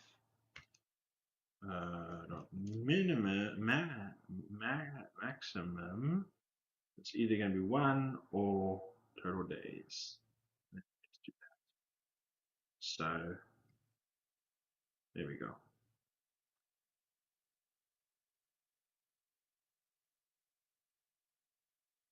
Our formula clean, do our cleanup in the beginning. All right. Double to int. 1.5. Should we just use double? And is there a problem with having a double score? Yes, let's just keep it an int. Contributors, let's make that 2. I mean, we could always, bump up this. So this is 4. 4 points for a comment, 1 point for reaction, 2 points per contributor, right?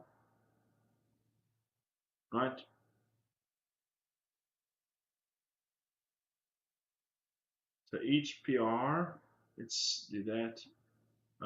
Issue age, right? Whatever. So that is fine. Just check to make sure that the internet is still working. I'm not rambling on by myself. Oops, I'm up by YouTube. And my goodness. Notifications over the button I'm desperately trying to press. Let me just check. Is that audio coming through right? Okay, it's working right. I don't know why Twitch refuses to load on my phone all of a sudden now. I've been sort of blocked by the corporate, maybe. Who knows? Corporate Twitch, is that a thing? All right, I think that is it. Oh, I see Paul. Paul, how's it going?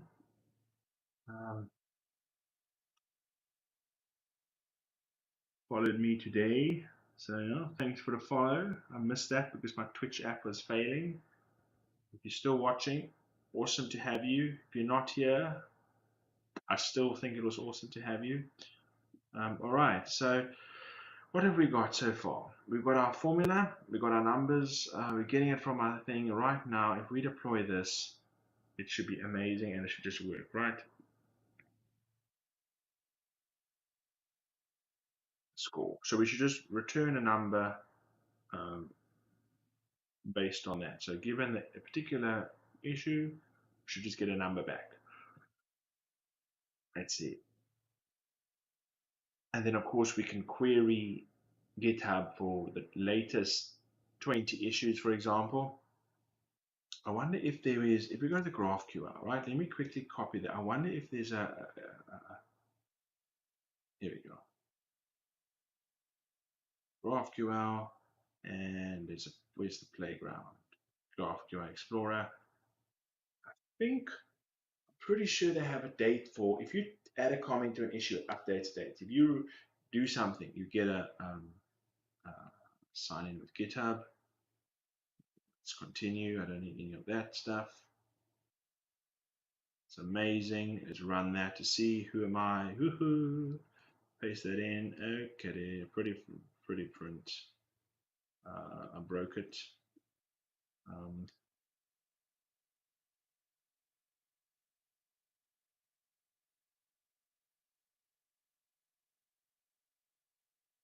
And one column repository. Owner is going to be mono. Repo name is Skia Sharp. Run that. Can I format this? No, I cannot. Issues first, no title body updated that comment. Okay.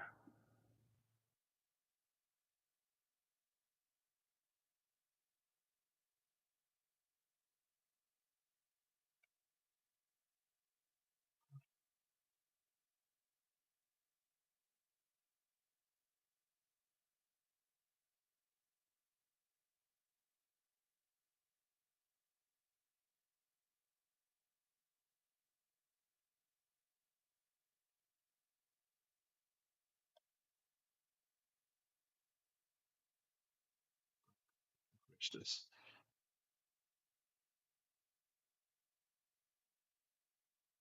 Why is it not able to pretty that?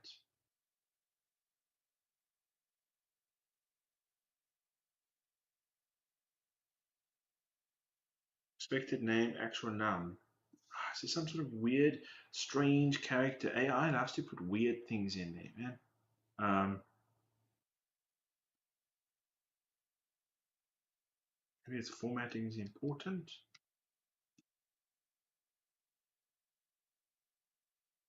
I'll change that to just plain ANSI. ASCII. No.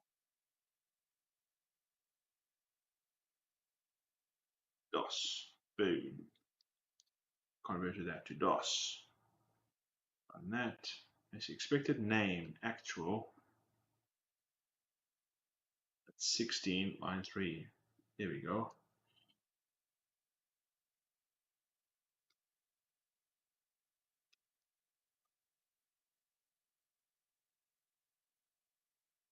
There we go. Okay. Missing pagination boundaries. Comments. We're going to do first 10. There we go. Okay.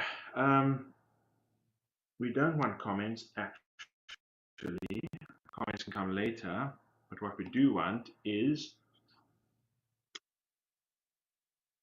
created at database ID hover card includes created edit, whatever that is.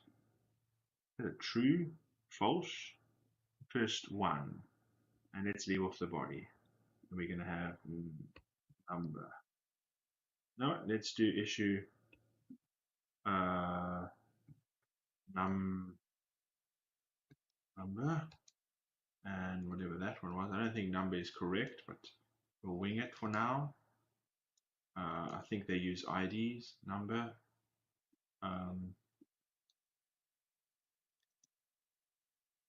Issues, issue. Okay, you're going to do issue number. There we go. That's what I want. Boom. And then no, no, pop up, stop appearing. There we go. Updated at 24/11, 27. If I go to that one, this one, November 15. Here's my quick pilot. Updated at 24/11, 27. So this happened 16. Right, so let's run that there. And let's add a comment. We're probably going to read some. Let me hover over that. What does it say? Last updated. Okay, is there an edit? Last edited at. I think that is never been edited.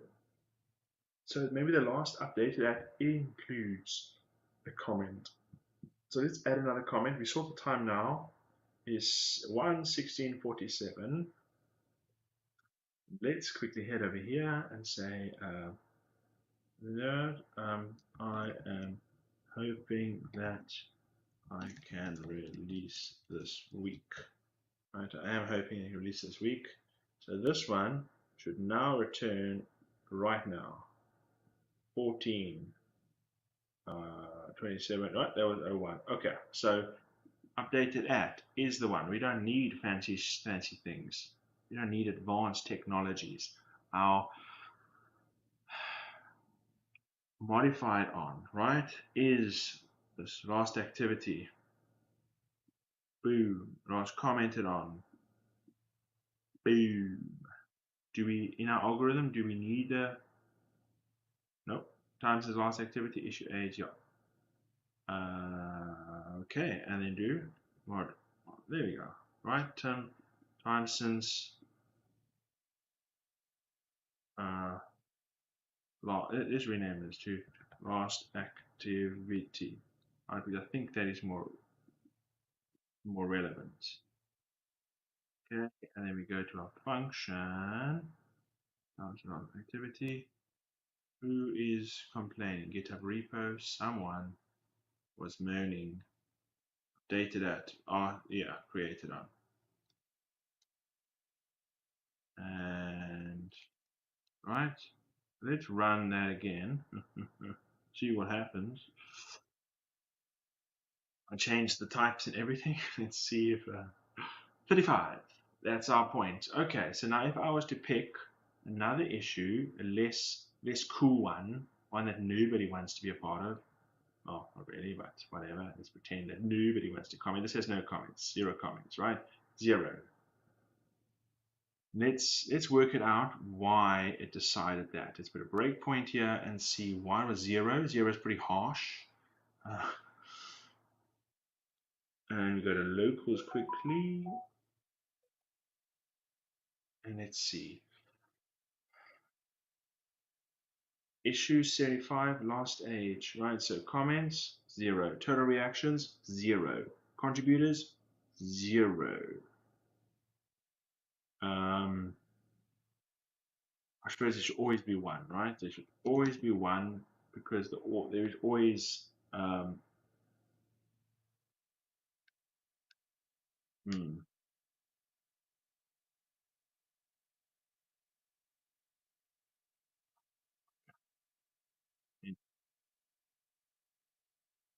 let's see that for now. Last activity was 75. 1 over 75 is 0. Issue age 75. That's 75 days old. Wow. Yeah. Okay. So let's find another one that's slightly more recent. This one is going to be 0. Yeah, right. Like this one. But it doesn't really matter. This age, no matter what it's going to be greater than link pull request is 0.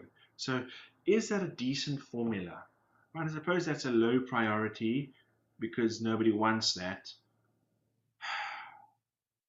I mean, that was quite a harsh number. I would expect.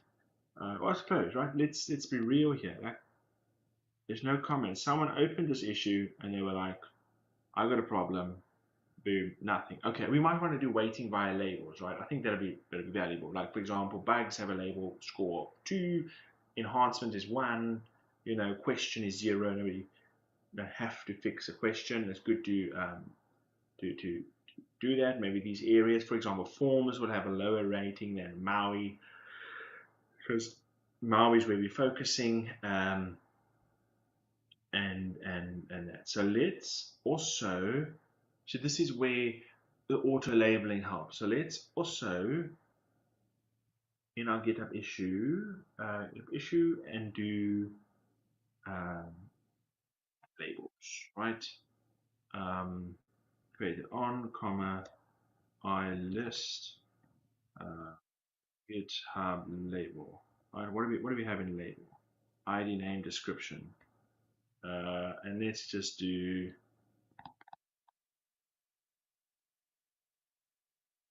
string labels.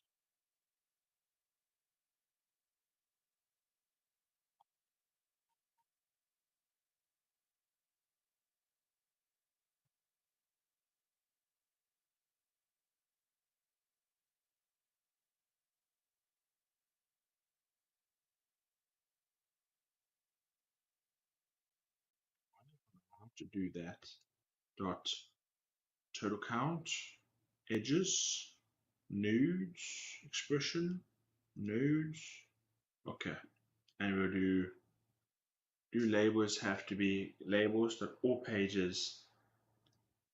Can I do that? Dot all, oopsie daisy, dot all pages dot select, and then L, and we're going to do new label. Okay, and we're going to do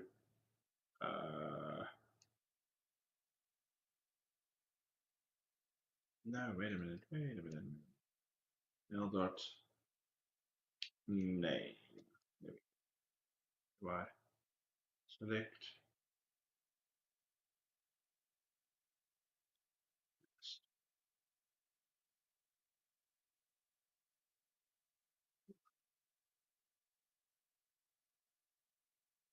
This. I don't understand what the area is. Let's stop.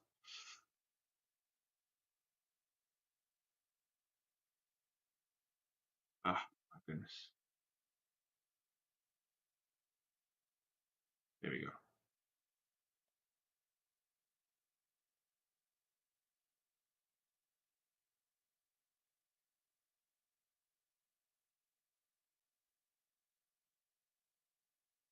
Cool. Can this one, is there a label?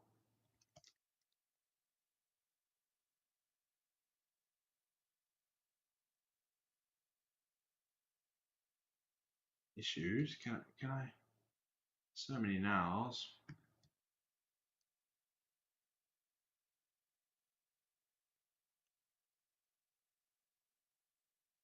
Can I just quickly test to make sure, how does it happen to labels? Can I do total count? Is that a valid one to run without the pagination required? There we go, total count. Okay, cool.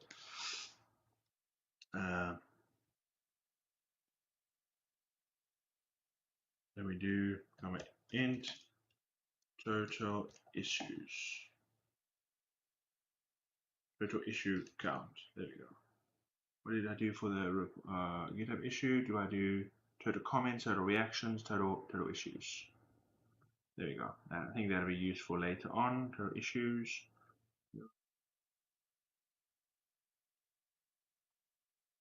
Another one. Scary. They don't have an overload that takes nothing specific for there, but whatever. So okay.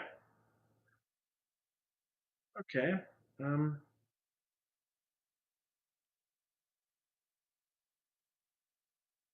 do comments in a second. You do comments. Okay, we got total labels, and we added total comments here. So total comments, total labels, total reactions. Okay. The information we need now. Let us actually go here and return the full issue, just to quickly check to see what we did.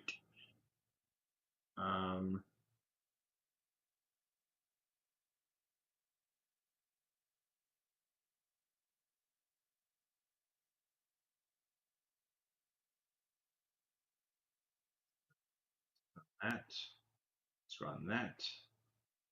See what we get. 0 for that issue. Let's save that. Let's redo that. Issues. Run that. Sudo easy. Let's run that. Okay. So we've got an ID number, total reactions, total comments. There's one label type feature request, right? Let's just verify that is what we got. There we go. Okay, 0. But this one is more scary. Last time since last activity, 7 days, 75 days, types, comments, blah blah blah blah, and let's put that there and run that. Let's see. That's quick. Types bug. Okay. Of course, this one we're going to do Blazor and we're going to do WASM. Let's just do that. Run that. Boom. Oh, okay, pretty cool. Okay.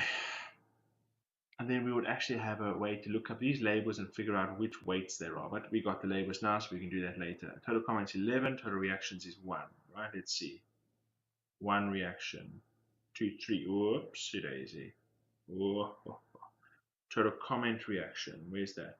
Comments, total comment reactions. Okay, we're not loading the comments here. So that's pretty fun. What we do want to do is fetch labels, fetch issue, and now we want to load the comments so we can get real numbers. Here we go. I think it's just the comments, right? You've got the comments you want to set, and the rest is all loaded there. So let us get the comments. How do we do that? We're going to do fetch issue over here, fetch issue comments.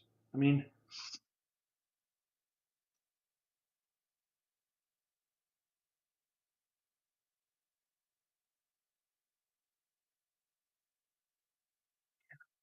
what does all pages do? Is this second one's going to somehow loop over method ID all pages?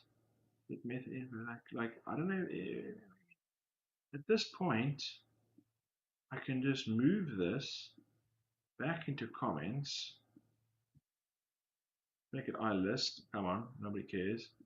Or should that be read-only list, right? Because I want this to be a read-only object. And then we do comments. Comments is equal to null.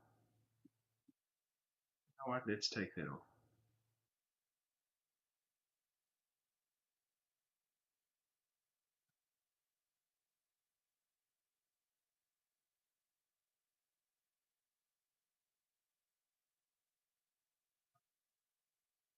Get a little more. Stop. Okay. This is not really meant to be used by like general purpose public. It's just meant for us, so we can do all of that. And I forgot we can do inline labels and stuff like that. So we can do. Let's see. Comments. I'm scared right now. All pages. Select C comment. GitHub comment. Um,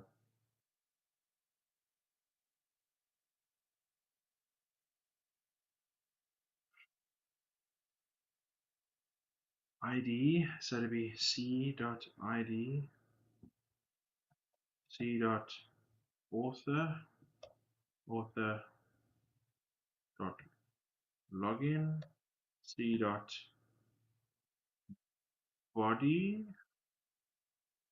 c.created at, c.reactions.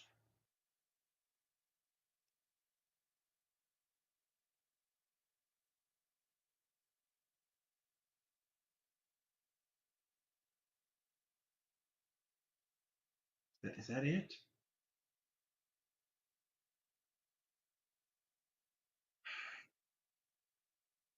Oh wait, why we didn't want to.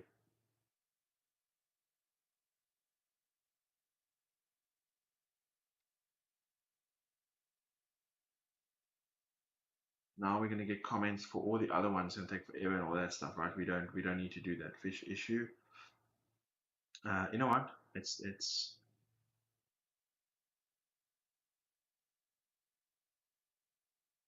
is it better just to do it as a separate request to get issue comments?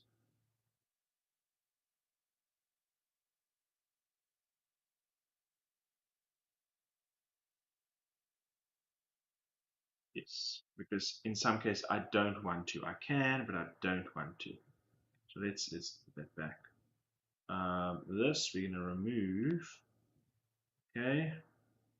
Then we're going to say, hey, fetch detailed here, and we're going to do fetch comments. So let us do this and do method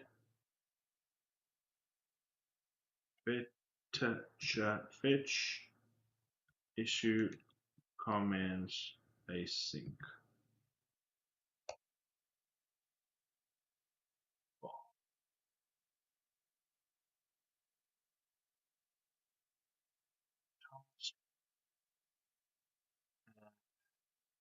Copy this query.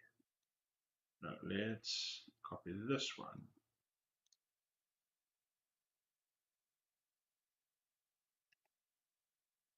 Your query, we've got owner,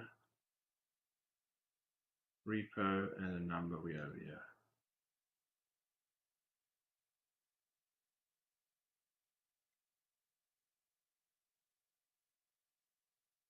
Query, select issue, and then we just,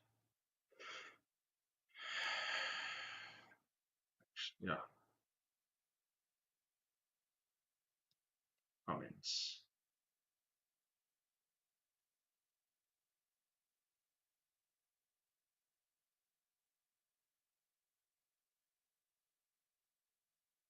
We're going to do new object here.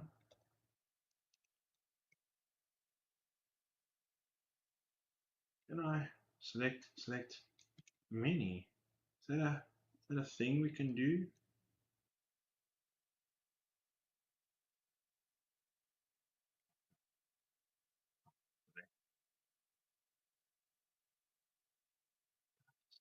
Do that.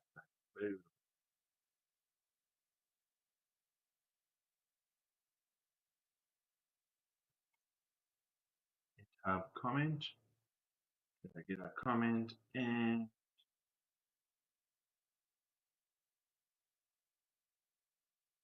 I'm going to do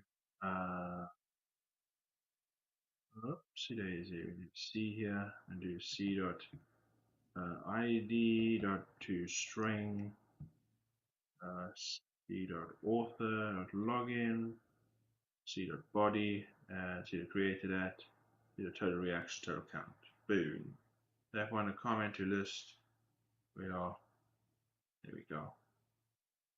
File connection run. We're going to do comments.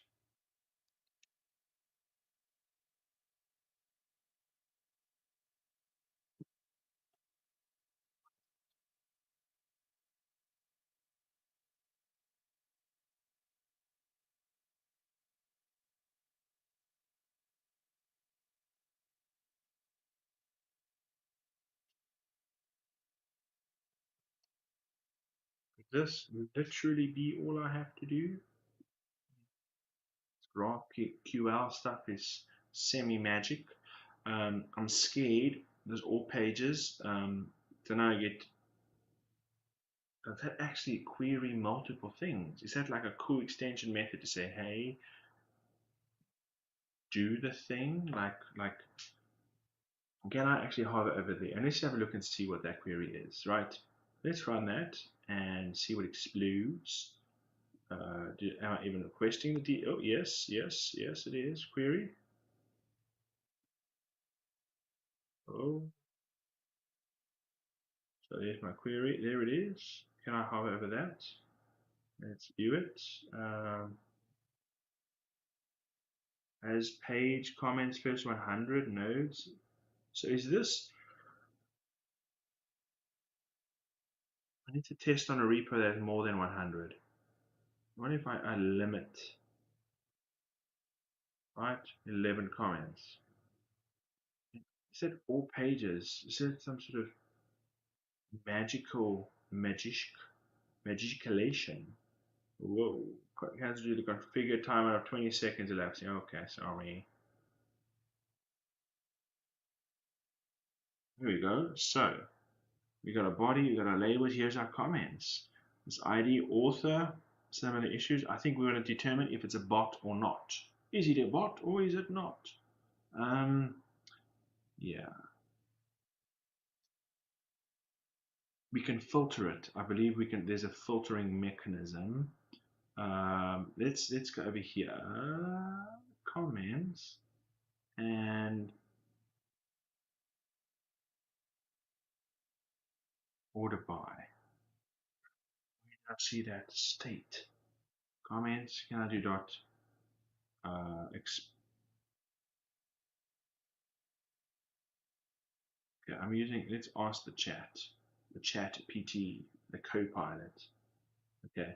How can I filter the comments by humans and skip bots? I think I know there's an expression you can do in the comments, right? You put in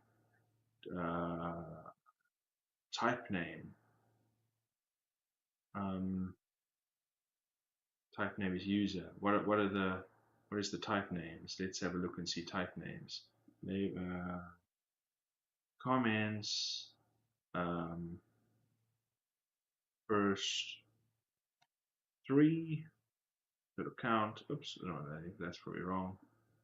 Comments dot code count, and then we do edges, nudes, edge, type name. Let's see. Comment edge. Okay. New.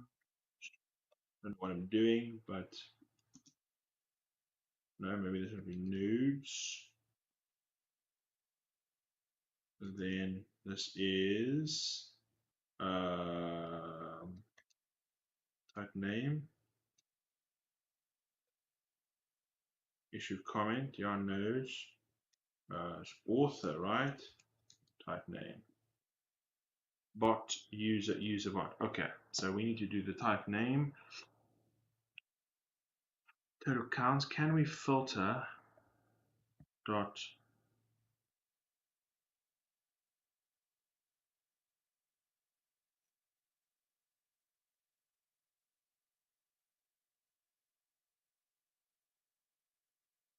Let's keep that there for now. Reactions. Not quite sure how to filter this. Let's just ask the AI.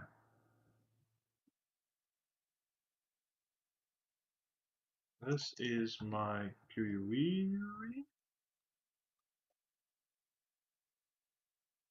How can I filter the comments by humans, user, and not bots?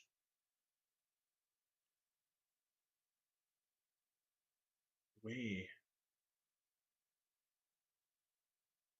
See, that's when I can't read all pages.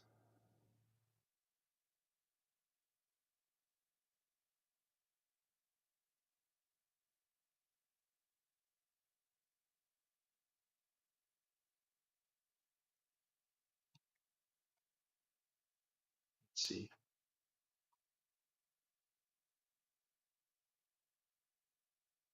See, I think this is going to fail because I have to pass a non-null value, and I can check that out here and say, hey, let's replace that with null. And it's going to say I'm missing a pagination boundary, right? So unless I can filter this, no nodes, no author, no, right? So in our case, that's your total comments is not the greatest, but I can add it in a property called total user comments, total user reactions. But we need to track that somewhere. We need to put this in here, get a comment. Let's stop that. And put that in there. And we do title author and do string author type. There we go. Boom. And the author.login, and we go c.author.type. Oh my goodness. A type name. They're pranking me, right?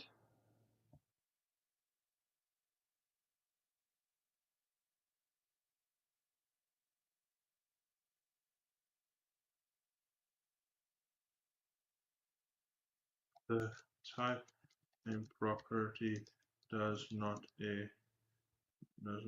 exist. What else should I use? Look at that. Boom. AI was wrong. Huh?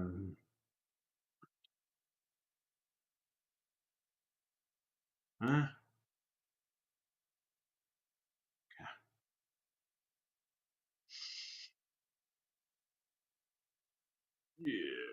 Okay. Thank you very much, computer. It was not very useful. iActor.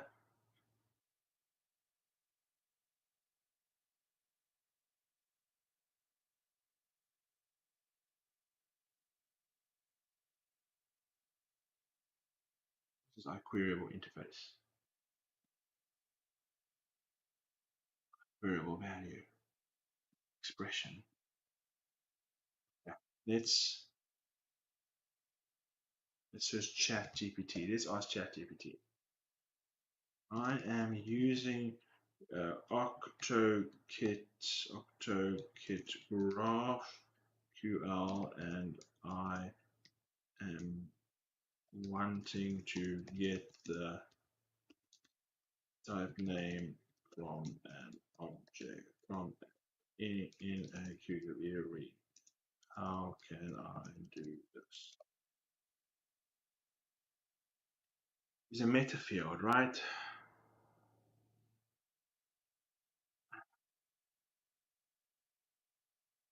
Right, we're doing that. I am using the C# SDK. Stop, go. Let's go AI. Let's do it. Query repo owner, repo type name. This map just to make sure. Maybe it's just the one that doesn't work. Just my code. Select I dot. So okay.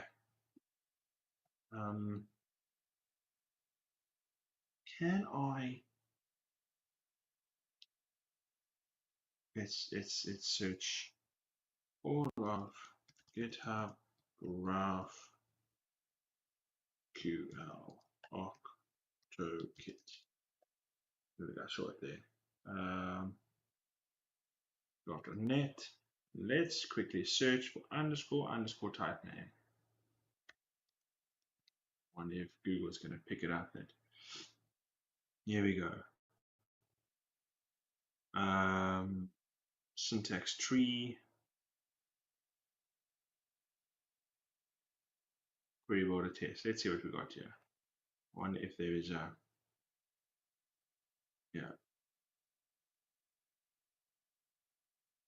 of type issue. I want to filter it.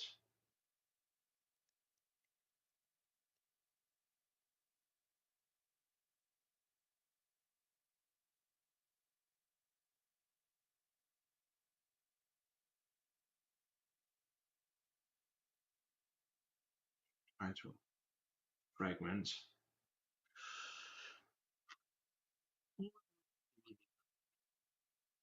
Issue pull request 1.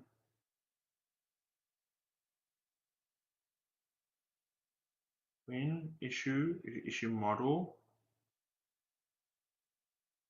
This looks fancy.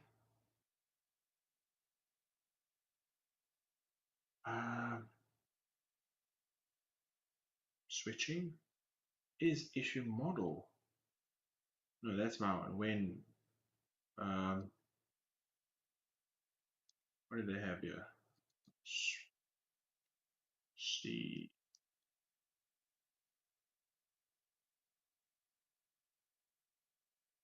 I don't know where that stuff is happening. I am on the latest.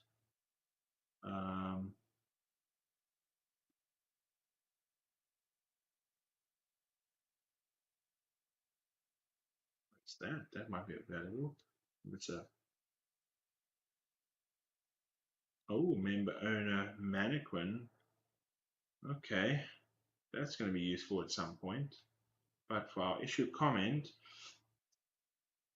editor the comment database ID minimized issue. Published at pull request reaction groups repository resource path.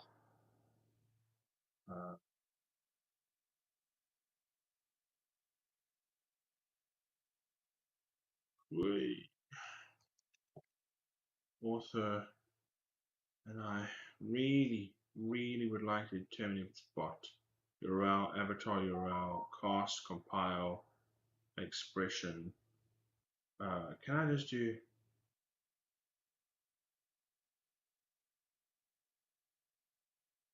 create method or create property? Can I do that? Can I just string and say, hey? I mean, is that something we can do, please?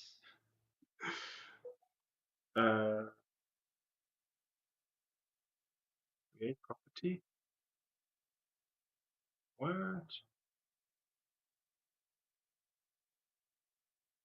I know it's there. IntelliSense said it's there.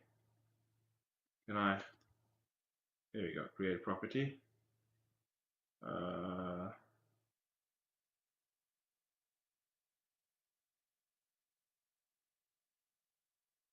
What have we got now? So if I do login, no. What did they do for author? Here, create property, issue comment. So create property, and then I need to do this is expression.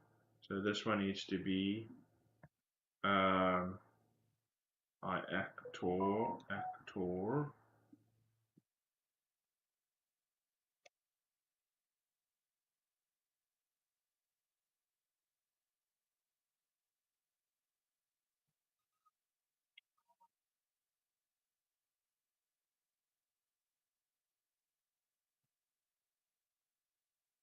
Start actor create.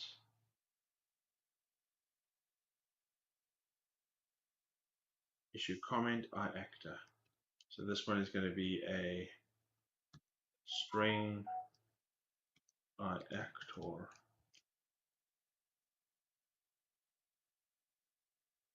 Yeah. Can I just?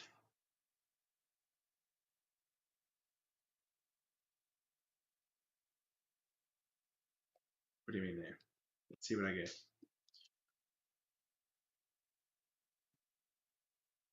Anyone else trying to get the type name?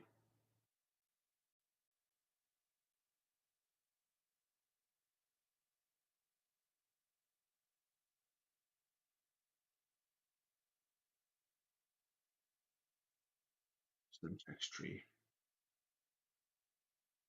Add inline fragment. Select type name.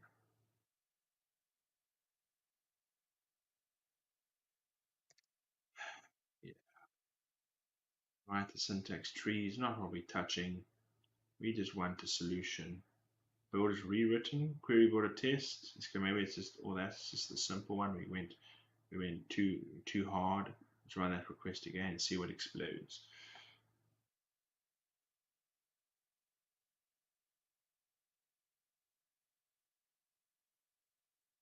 Author type app, similar issue as I. Frosty.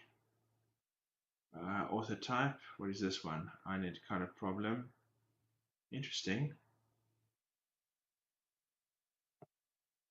Let's have a look at that. Who is that? Oh, that's his username. It's literally a string of numbers. Carpe diem, not a skillman. So let's check to see what happens with the bot.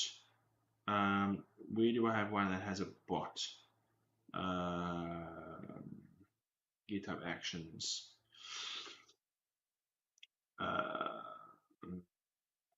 Who has the bot? Let's go to .NET/mono. No, /Maui. We have bots all over the show there.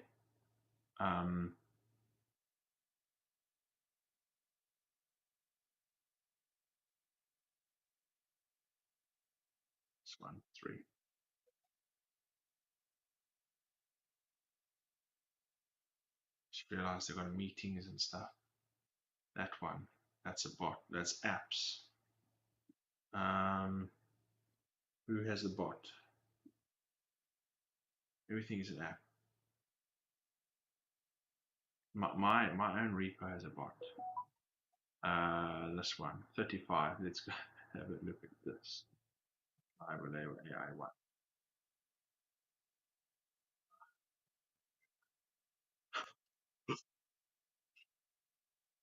Pays my salary and feeds the kids. But let's see. Matt Libo. Obviously this is me. Let's go to the bottom. Apps, GitHub Actions. Okay.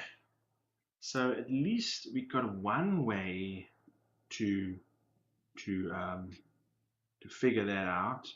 It is a bit annoying that there's no nice one. So we got the right expression. Right. That's all we got. But the URL, I bet you it's going to be the same thing, just with the HTTP, Google, and Google, GitHub stuff. Yeah. So,